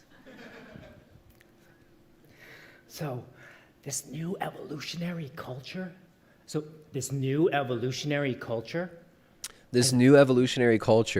where all the buzzwords that this dupe is going to be saying, where every single buzzword, every single idea, every single ideal that he is going to be speaking about can be found in the Changing Images of Man from Stanford Research Institute.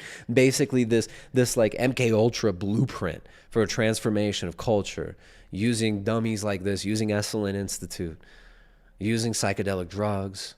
And you know what they even say in the end of this?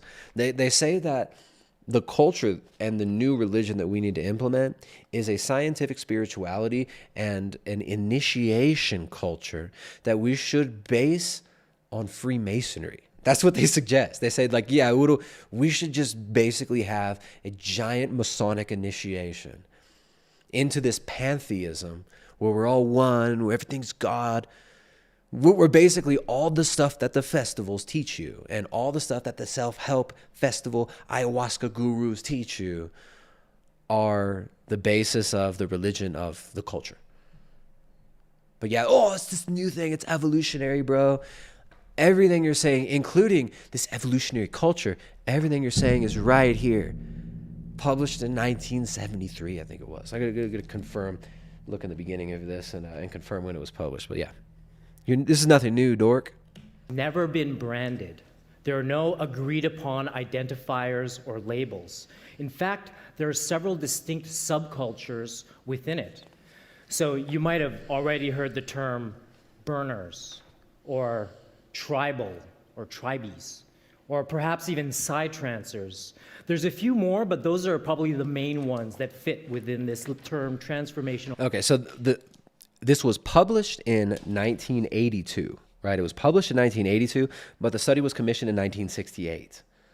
So 1974, we derived a variety of policy implications, some of which dealt with how best to continue this type of inquiry in 1974. So yeah, from 1968 to 1974 is when they were working on the research for the changing images of man. The Pergamum edition is essentially the same as the initially published in 1974 Changing Images of Man from the Center for Study of Social Policy at SRI. That's 1974. So, it's so new, bro. It's so new. And how interesting that it's all kind of like in this area right around Stanford where they published this report. Festivals that I'm here to talk about. So I'd like to just get a quick gauge right now from the audience here. How many of you are already familiar with what I'm talking about? Okay, so maybe a third or so? Awesome. So for those of you who've never been, I happen to have brought with me to my TED Talk a galaxy-class light ship capable of going anywhere in space-time. And it's got just enough room for 500 people. So why don't we hop in and go for a little visit to one of you. Only 500 people. Let's say we've got this spaceship, right? And it's awesome. Like, you get on this spaceship and you can dress up in cool outfits. You could be a Disney character. You can be a furry. You could be a pervert dressed up in all leather and latex. You could be whatever you want. And you get in this, you jump in this awesome galaxy-class light ship.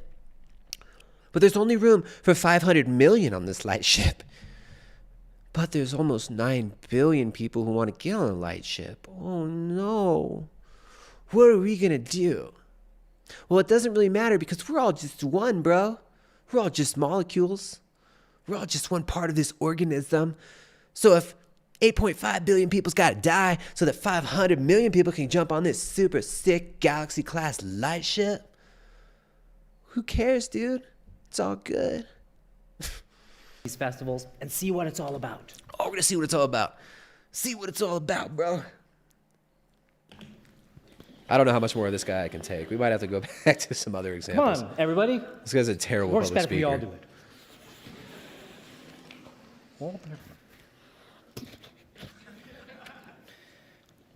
it.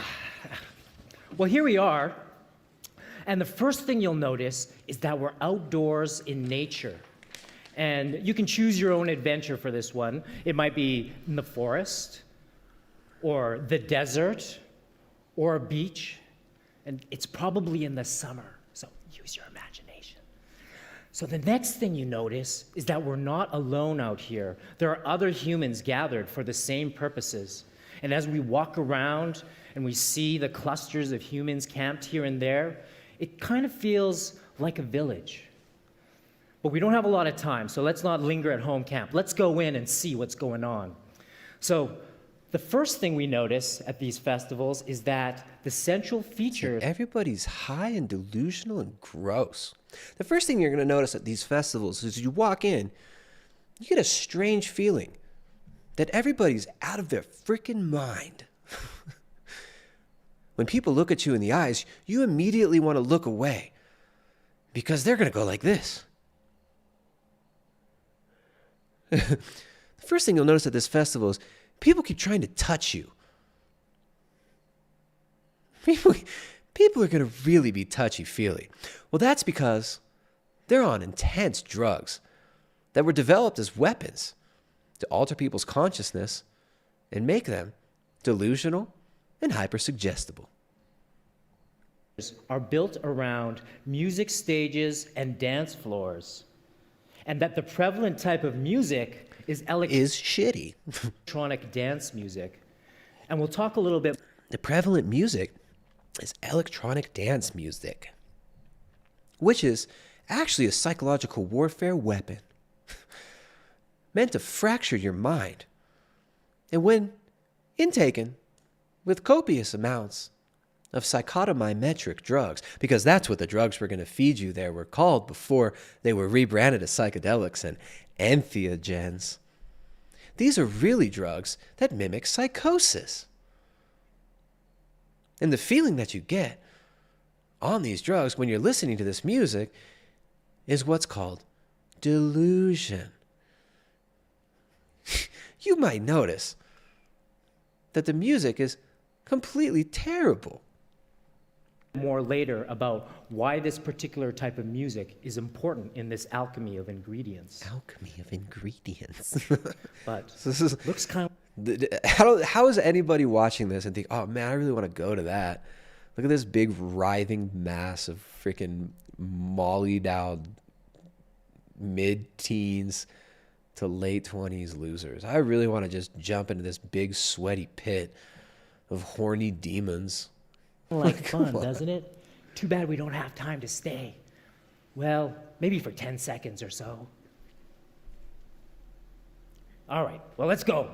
So, I'm starting to get a little anxious because we've only got 3 minutes here, and there's literally like 20 to 60... Dude, I'm feeling anxious because I'm 4 minutes into this video, and there's literally like 23 minutes and 41 seconds in this video. You're gonna do this for 23 minutes? Dude, all right, let's skip forward. Skip forward to 15 minutes into the video. Which make its usage problematic, is in many ways accurate to the spirit of the experience. We gathered as a tribe. We danced through the darkness. We danced through our process, our pain, and our love. No, you guys took a bunch of drugs and writhed around like idiots.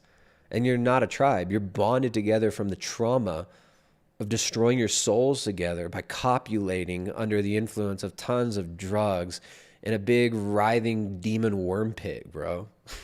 This is...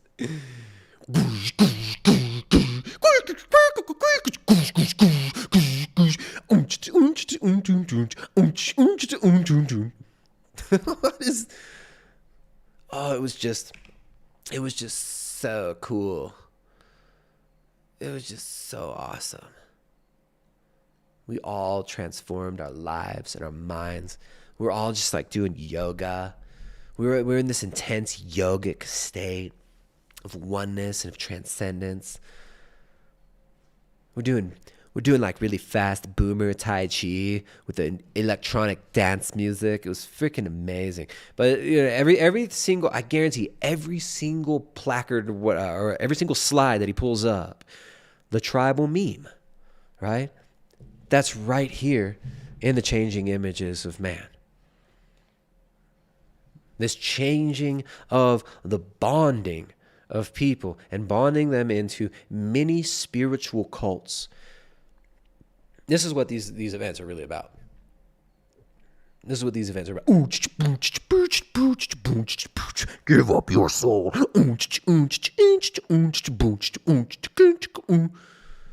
So these electronic dance festivals, it's like yoga.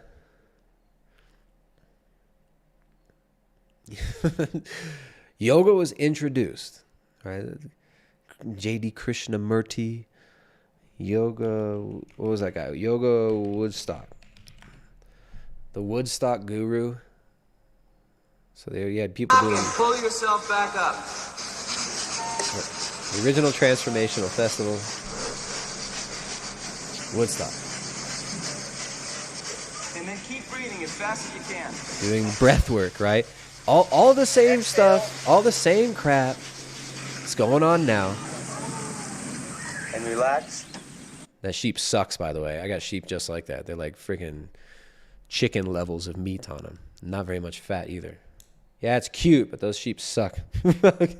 No meat on that dang sheep. But see how it's the same stuff? And just feel the energy. The breath. Oh, just feel the energy. These oh, are dude, all beginning your transformational festival is just so new.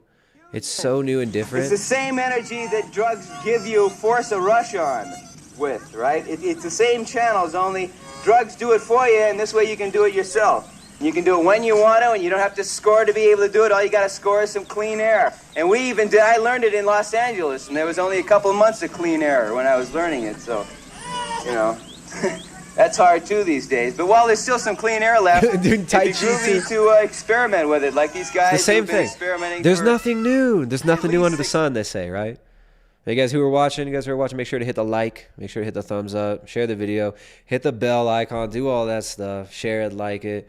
Drop a tip via Streamlabs. Look at that. No Streamlabs tip. What's up with you degenerates on YouTube?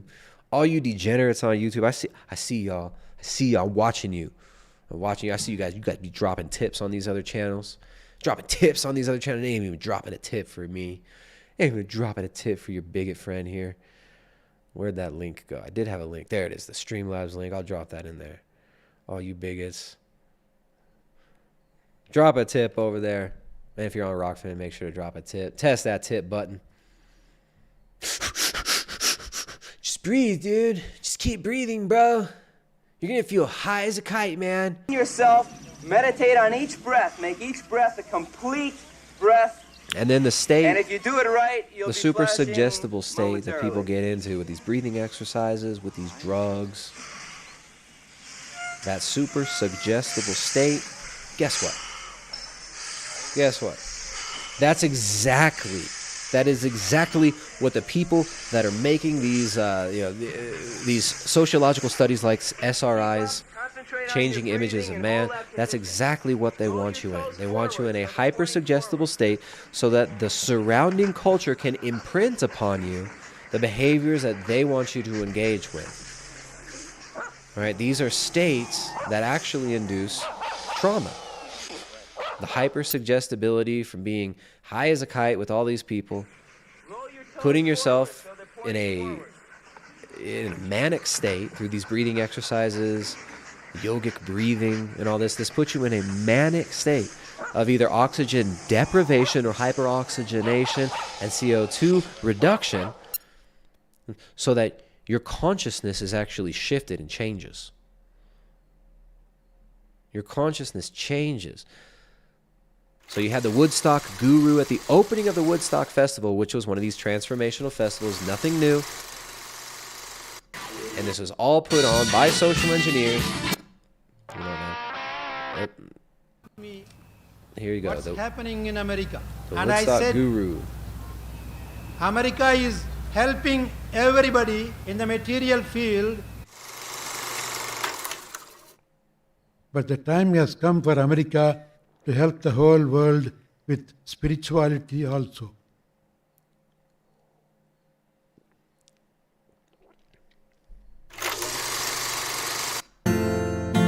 Swami Satchidananda, that's his name. Swami Satchidananda's opening invocation.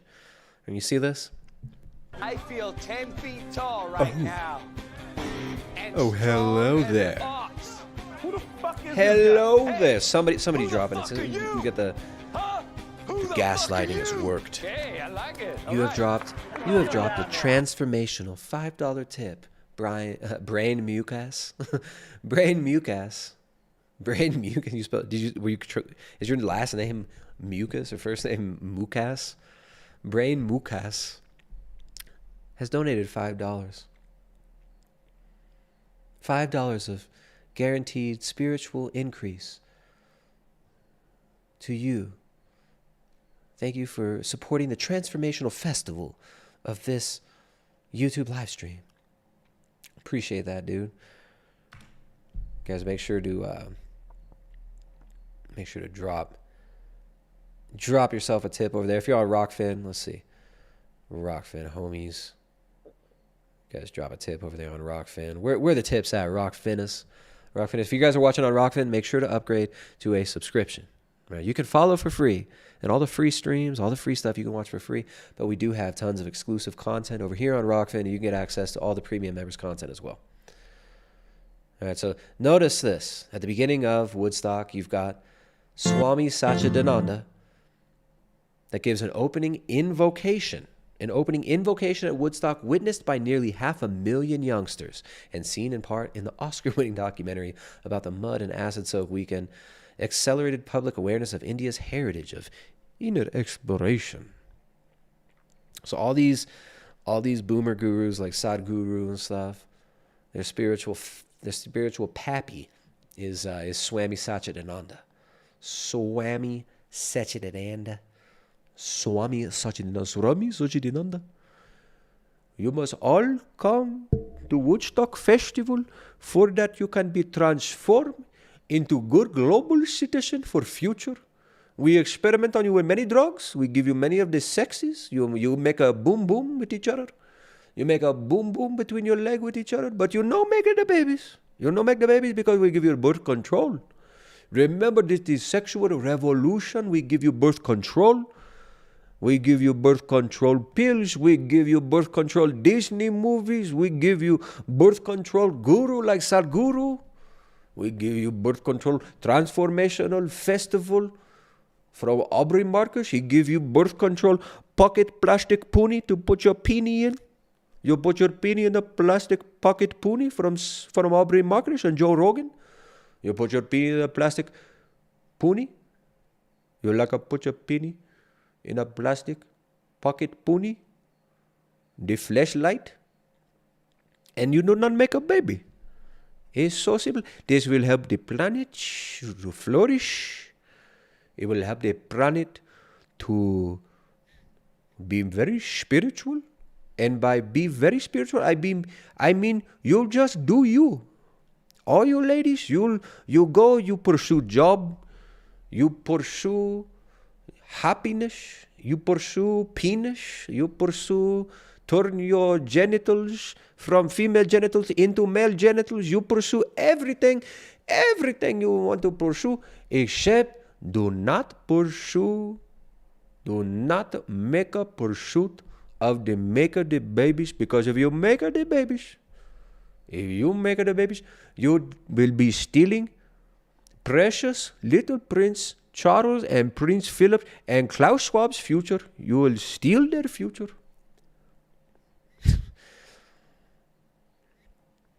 So yeah, Swami. I don't want to have the audio because there you go. Swami Satchidananda gave an invocation, a magical invocation, in the New Age, in the transformational festivals. This later, the Deadheads, right? The Grateful Dead culture was this like mobile carnival festival, rainbow festival with all the hippies. Burning Man. And now every self-help guru and even YouTube e-cult creator has their own little transformational festivals and retreats and whatnot.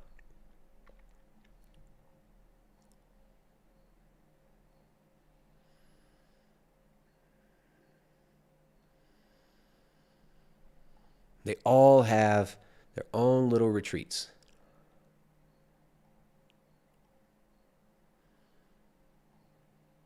All right, so the retreats, the festivals, you're going to see this. I'll be doing a stream with Jay soon. We're going to be talking about some of these random cult leaders. All right, these little cult leaders. When you see these transformational festivals, when you see guys like Aubrey Marcus, where's that video? When you see guys like Aubrey Marcus pushing this stuff, none of this is new. None of this is new. All of this has been done before. All this comes straight out of Stanford Research Institute's 1974 scientific report that was commissioned starting in 1968, The Changing Images of Man.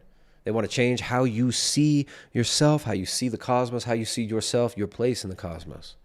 They want to replace the belief of you being made in the image and likeness of God with you being just a part of God. Everything's God. We're all God, bro.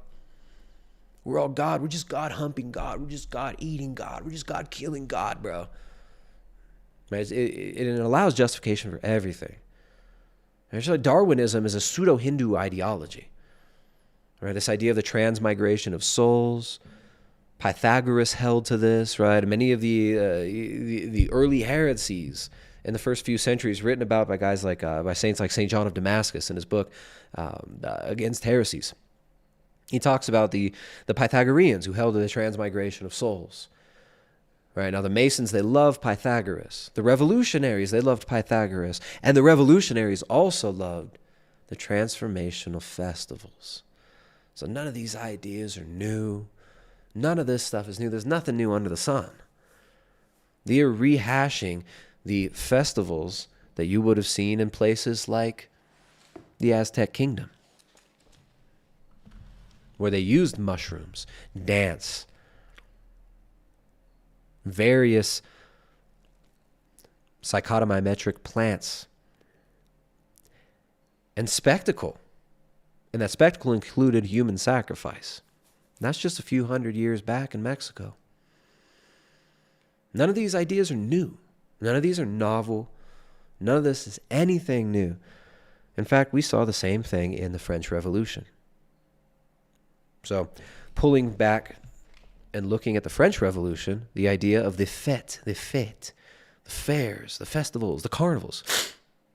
James H. Billington in his fantastic historical work, Fire in the Minds of Men, which we've talked about. This is a book by a normie academic, right? This is like a normal kind of, probably more of like a neoliberal or even a classical liberal type guy. He was a Princeton and Harvard professor, and he's writing about what he called the revolutionary faith, one of the few academics to recognize the influence of occultism, German occultism, of secret societies on the revolutionaries. His book, Fire in the Minds of Men, is fantastic. It is a huge work.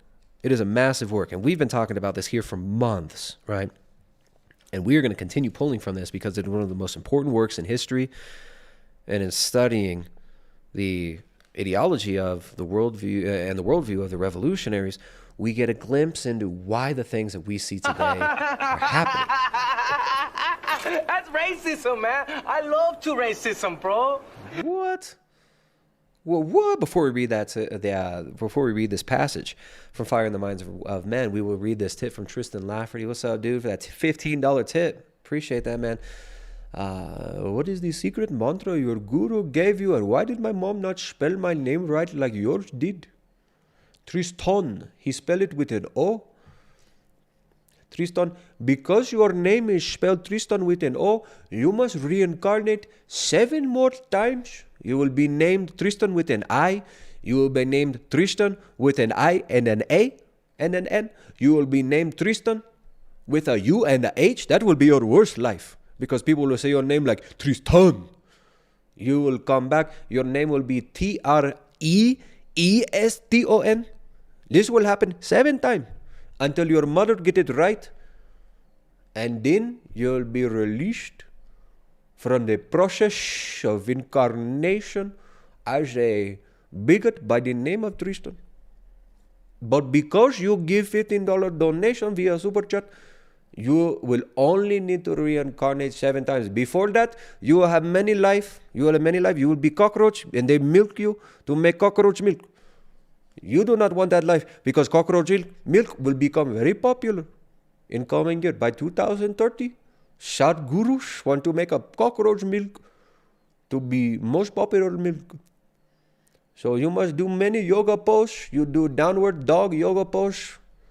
You do much of downward dog in this life to humble self and to make spiritual approach to all the demons that we will tell you to worship.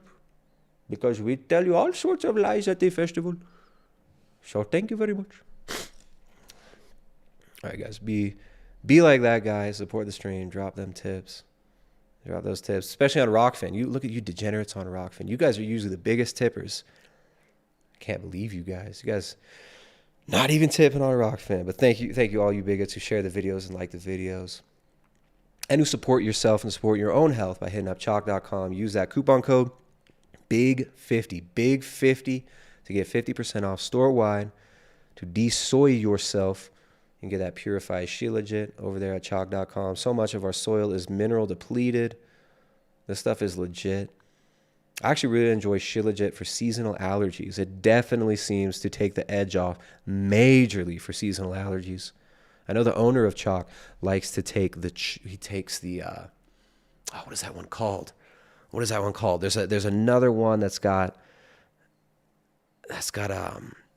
I'm blowing it. There's another one that the owner of Chalk likes to take for seasonal allergies, and he doubles the dose on that when he's getting allergies to grasses and stuff when they bloom, and it helps him a lot. So anyways, hit up chalk.com, CHOQ.com, 50% off if you use that coupon code BIG50. All the bigots get 50% off, or you want even better, 53% off all subscriptions for life if you use BIG53 Life, BIG53 Life. The link's in the description. I'll drop the link in the chat as well. Thank you guys for supporting yourself, for supporting your health, and supporting the streams we do here. Okay, my brothers. Let's learn about the Arcadia Festival. Well, no, I'm sorry. First, we're going to learn about, during the French Revolution, the festivals made a comeback as well. Revolutionary Paris was transformed into a center for feasts and fêtes, fairs, and festivals, right? They wanted to transform old Paris into basically like a new Jerusalem. And so this utopian idea that they were practicing at the Palais Royal. The Palais Royal was like Burning Man for French faggots during the Revolution. And by faggots, I don't mean like, literal faggots. Well, maybe a little bit. But I mean like the revolutionary, indulgent, festival-going types. So all these dorks were having these like orgies and stuff at the Palais Royal. They were having these drunken, basically like rave lifestyle there at the Palais Royal, and that was Philippe. What was his name? Philippe. The guy that owned the Palais Royal was a Freemason. He was in charge of the whole scene there, and his name is somehow skipping my mind. Excuse me again. I'm a little retarded.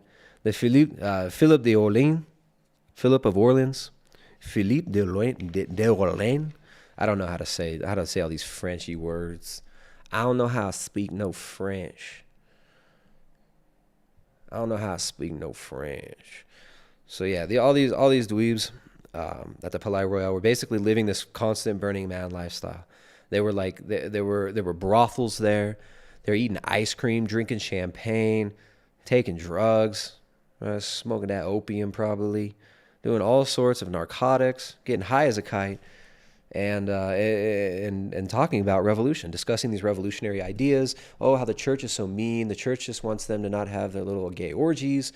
The church is trying to stop them from being free. And the king's so mean. The king's so bad. He's trying to keep us from power, bro. We're all gods, bro.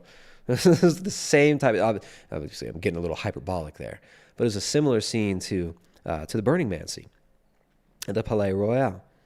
So then they moved on after the revolution. They brought out this huge theatrical aspect to it. Remember, Napoleon was actually an actor. Napoleon, in a word, the quote here from James H. Billington, in a word, the Great Revolution was as much theatrical as political. Only those succeeded who had an artistic temperament and sense of timing. Incorrigible actors, utterly unhappy to be without a director. The people soon discovered one in the person of Napoleon, an actor who dared to teach the great Talma himself. Now, Napoleon wasn't literally a stage actor, but Napoleon was quite theatrical. Napoleon loved the theatrics of playing God Emperor. Right? And remember, this is always what happens. This is always what happens when you have the overthrow of monarchies. You go through this period of chaos. You end up having a tyrant. You end up going through these like democratic republic revolutionary periods, and then it comes full circle back to autocracy. And unfortunately, these secular autocrats, right, that come out of these revolutionary movements are often overthrown again, and then the cycle continues. Right? This is what monarchy was there to protect against. This is why monarchy is actually based. This is why monarchy is actually biblical. Christ is the King of Kings, not the democratically elected president of the United Socialist Republics of the whole world. No, Christ is the King of Kings. Christ is not the prime minister of the autonomous secular network of special people republics. Christ is the King of Kings. But they want to replace that, of course, right? So they had their trees of liberty. They had their festivals for the what they called the supreme being, the festivals of the supreme being, and these all were there to replace the feast days of the church. These were all there to replace the saints with new secular saints like Bonneville, Buonarroti, who were a little bit more underground figures, but guys like Robespierre. Robespierre became kind of deified in the eyes of these people. So the French Revolution brought about national feasts. Some 100 Parisians dug up a large military review ground and created a natural earthen arena for the Feast of Federation. On July 14, 1790, the first Bastille Day, more than 300,000 Frenchmen from all over the country marched in procession through driving rain to hear a vast chorus commend the unified French nation to the sun. Pure fire, eternal eye, soul, and source of all the world is a quote from their festival. The Champs de Mars became the metaphysical center of Paris, and the revolutionary choreographers decided that henceforth national feasts can have no enclosure except the vault of the sky, because the sovereign, that is to say the people are the new sovereign, the people are the new God. The people can never be shut into a circumscribed place. What was that guy just talking about before? Well, you have the open sky at the festivals. You've got dancing. You've got music. All out of the pageantry of the French Revolution. All out of the pageantry of the French Revolution. So they even brought about this new calendar. So this introduction, the initiation of a new way of life, of a new calendar, of new revolutionary names. You see this among the revolutionaries. Weishaupt becomes Spartacus. All right, you've got Gracchus, right? All these people taking these old pagan names, an old revolutionary name, Spartacus being the leader of a slave revolt, all taking names to replace their Christian names among these revolutionaries, right? So these pre-dawn gatherings, watching the sun rise over the statue of nature at the Place de la Bastille. A float in the center of the procession was drawn by 8 bulls with gilded horns carrying a printing press and a plow, each under a tree of liberty. This is Burning Man. The French Revolution is the burn, right? This is the Burning Man of its time. And the initiation and the global initiation and the global transformation. They want to transform the culture, but they also want to put you into a trance. And that's what these transformational festivals do. What we're looking at is a slow scientific initiation, much like we saw in the French Revolution, like what we saw in the Bolshevik Revolution, of an overthrowing of the culture, a dethroning of God, and a replacing of the sovereigns with an idea of the sovereign people. But there is no entity, the people. There is no such thing as the people. Christ is the King of Kings, not the King of the people. Catch my drift? So the Feast of the Supreme Being, the Festival of the Supreme Being, the new cult of the Supreme Being that Robespierre and these revolutionaries wanted to bring about, is essentially Masonic. It's deism. The Supreme Being is nature, but man is a part of the Supreme Being. Man is the Supreme Being. The people are the Supreme Being. And guess what? The Supreme Being sure liked blood sacrifice. All right, so the printing press being dragged in by 8 bulls in the center of a procession, that's one of the images and one of the major motifs that you see here. But then also you got the guillotine, right? The scientific instrument for human sacrifice, for the lopping off of heads, is the guillotine. Quoting from James H. Billington again, the Mass for the masses. Again, this Mass for the masses, he's talking about the new religious ritual. Burning Man for a bunch of French faggots. The Mass for the masses offered the certainty of blood sacrifice and the promise of collective redemption by the end of the terror Children were being given toy guillotines and sparrows for practice executions. So toy guillotines and sparrows were the Disney toys of their time.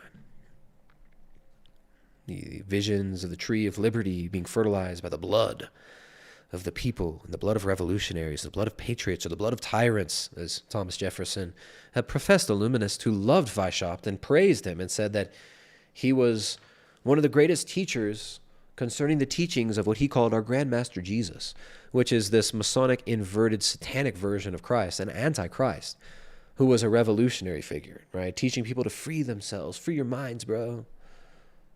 We're all one, brah. So none of these ideas are new. Sundays and Saints' Days were replaced by feasts consecrating natural, largely agricultural objects, trees, fruits, domesticated animals. They proclaimed a new higher law, announcing the need to complete the physical revolution with the revolution of the moral order. Robespierre proclaimed the universal religion of nature. Vallée labeled 1973 the first year of truth and addressed a new declaration of the rights of man in the social state and the people of nature. So, yeah, you guys are so at the cutting edge with your music festivals, your nature festivals and all this. Come on.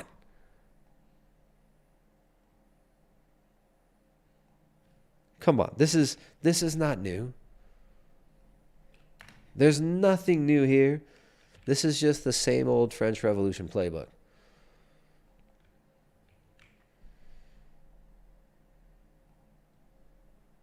And what are people sacrificing for these music festivals, for this infantilized Disney culture, for this pursuit of decadence, this nihilistic worship of self, this even worship of death and human sacrifice through the abortion culture? Right? Women aborting their babies so that they can be promiscuous and live in life. For me, bro. Just want to live for me. Just want to try to be happy, dude. My music festivals and my degenerate lifestyle. People are literally sacrificing everything for this.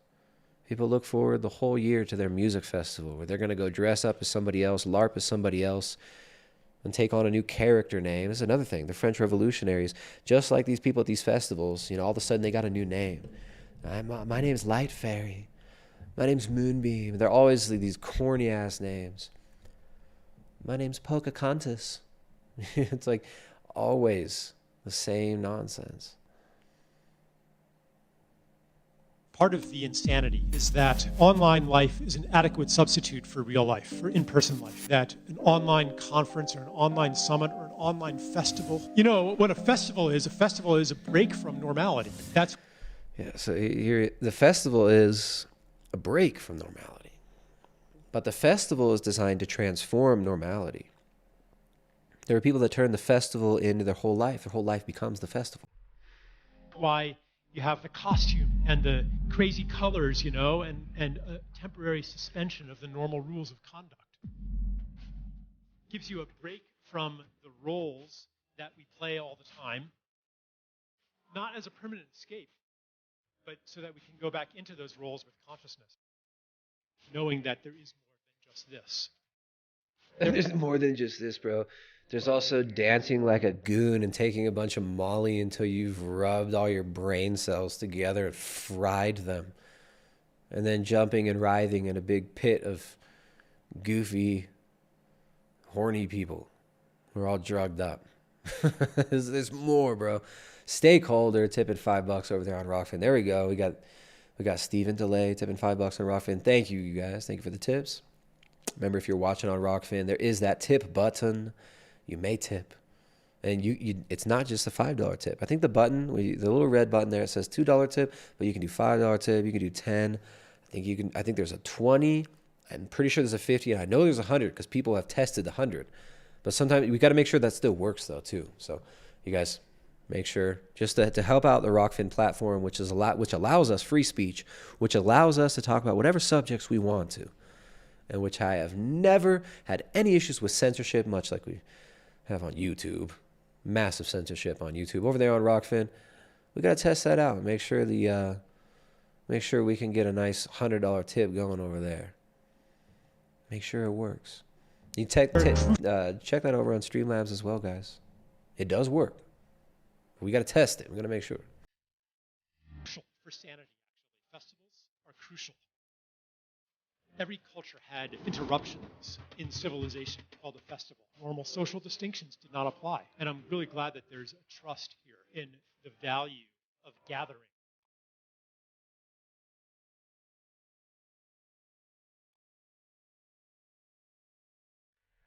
Mira lo que captó esta cámara de seguridad. Dude, Latin America has so many of these fake security camera videos. It's super funny. All right. So yeah, Aubrey Marcus. The music festivals, the transformational festivals. These are not your friends. These are not your friends. These festivals are not there to make you better people. These festivals are there to initiate you. These festivals are there to initiate you into a new way of living and a new way of life. That initiation, we saw the fruits of that in the Red Terror. We saw the fruits of that in the Reign of Terror of the French revolutionaries. We see the fruits of that in the hellscape that is Burning Man, and that is Disneyland.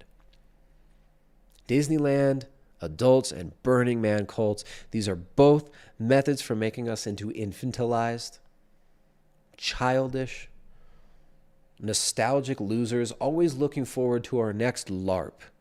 Right? When we wish, what we really need to be doing is building real communities, is building families, right? Is building our relationship with God, is moving towards repentance, educating ourselves.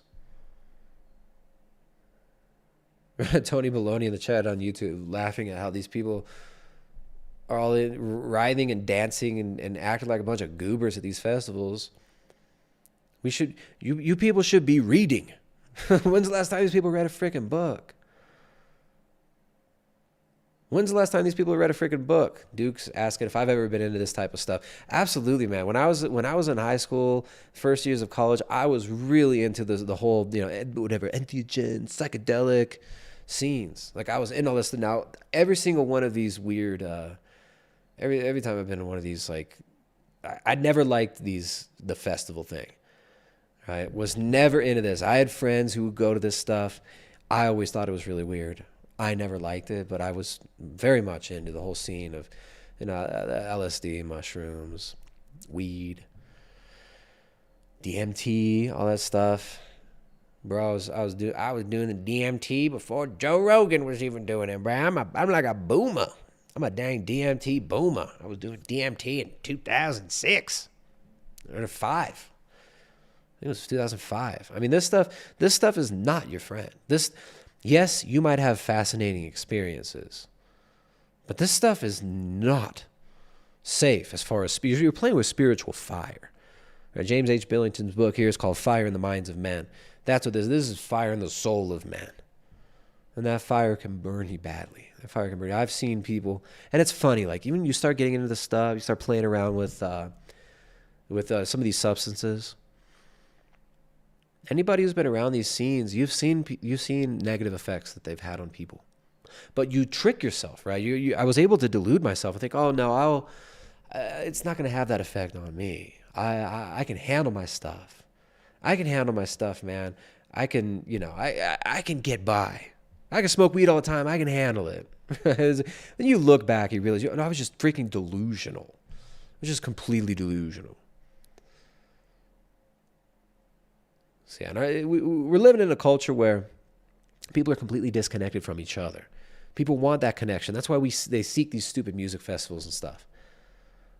But really, we need to be seeking deeper connection, not this fleeting, hypersexualized weirdness that is, Burning Man and festival culture. Everybody just takes drugs, takes Molly and whatever else is in these Molly pills that you're getting. You have no idea what's in that stuff, by the way. All you dumbasses are taking these pills. You have no idea what you're getting.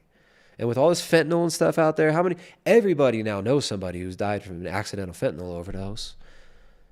And thank God when I was a kid, the fentanyl wasn't around quite yet. But I mean, this stuff is deceptive. The festivals, the Disney culture, there's a major connection there. It's spiritual robbery, right? These things are robbing us of our lives. They're giving us a false life. They're giving us a false reality. They're giving us a false sense of self. We got to be seeking repentance. We got to be seeking union with Christ through the church that he established. Right? That's the only exit. Right? That's what Father Seraphim Rose said, right? It said, Christ is the only exit from this world. Christ is the only exit from this world. Let me get the exact quote. Because I love this quote. This is such a nice one.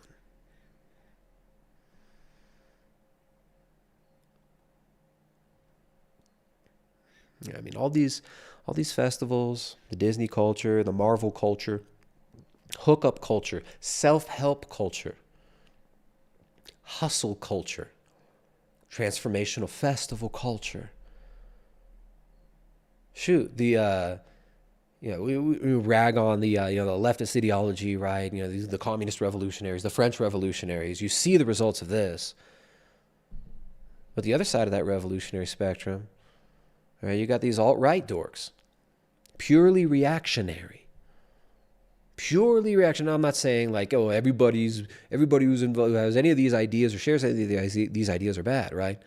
I mean, just like the communist revolutionaries and the French revolutionaries, they were able to dupe people into their ideology because people were sick of the corruption that they saw around them from the aristocracy, right? This aristocracy that become largely Masonic in both the French Revolutionary age and the Bolshevik Revolutionary age. This aristocracy that had become completely decadent, self-absorbed, nihilistic, and were basically living the Burning Man, Aubrey Marcus life, right? These were decadent and depraved people who treated the others around them like objects, who saw themselves as basically demigods, worshipped themselves. These are people who, in many cases, never worked a day in their life, never earned anything by their own merit. So the people that were reacting against this, it's so easy to become enraged in reactionary anger. You see this going on right now, right? Why do you think all these weird little honeypots constantly trying to trick people into doing stupid stuff, into IRL Fed posting, or into hurting themselves and others, right? These feds are always getting caught trying to dupe people into doing criminal acts, mass crimes, you know what I mean? And there's specific reactionary types that they want to target, people who are, have a certain worldview. That's for many reasons. They want to profile certain people and demonize certain ideas. But then also there's a certain type of person, nihilist, reactionary types, who see what they hate in the world, who see what they're seething out in the world, but don't have positive beliefs. Positive beliefs, not as in like, oh, it's all just positive, bro. But beliefs as in like what they actually believe. They don't, well, we hate the liberals. We hate the libs, bro. We're going to pwn the libs. Yeah, but if it's purely reactionary, that's a trap. That's a trap. Just like the revolutionaries fell into. So a lot of the politics you see today, I mean, it's just different shades of the French Revolutionary false dialectic between the left and the right. But neither of those is going to get you out of this. Ayahuasca, Molly, whatever this thing is, Lucid University, transformational festivals with Aubrey Marcus, the Fleshlight Dudes Festival, Aubrey Marcus's Arcadia Festival of a More Beautiful World. None of this is going to make a more beautiful world. It's going to make more confusion. It's going to make more delusion. All right, like Father Seraphim Rose said. He said, Christ is the only exit from this world. All other exits, sexual rapture, political utopia, economic independence, are but blind alleys in which rot the corpses of the many who've tried them.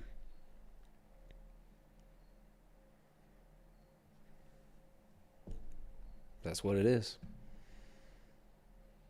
All right, guys, I'm out of here.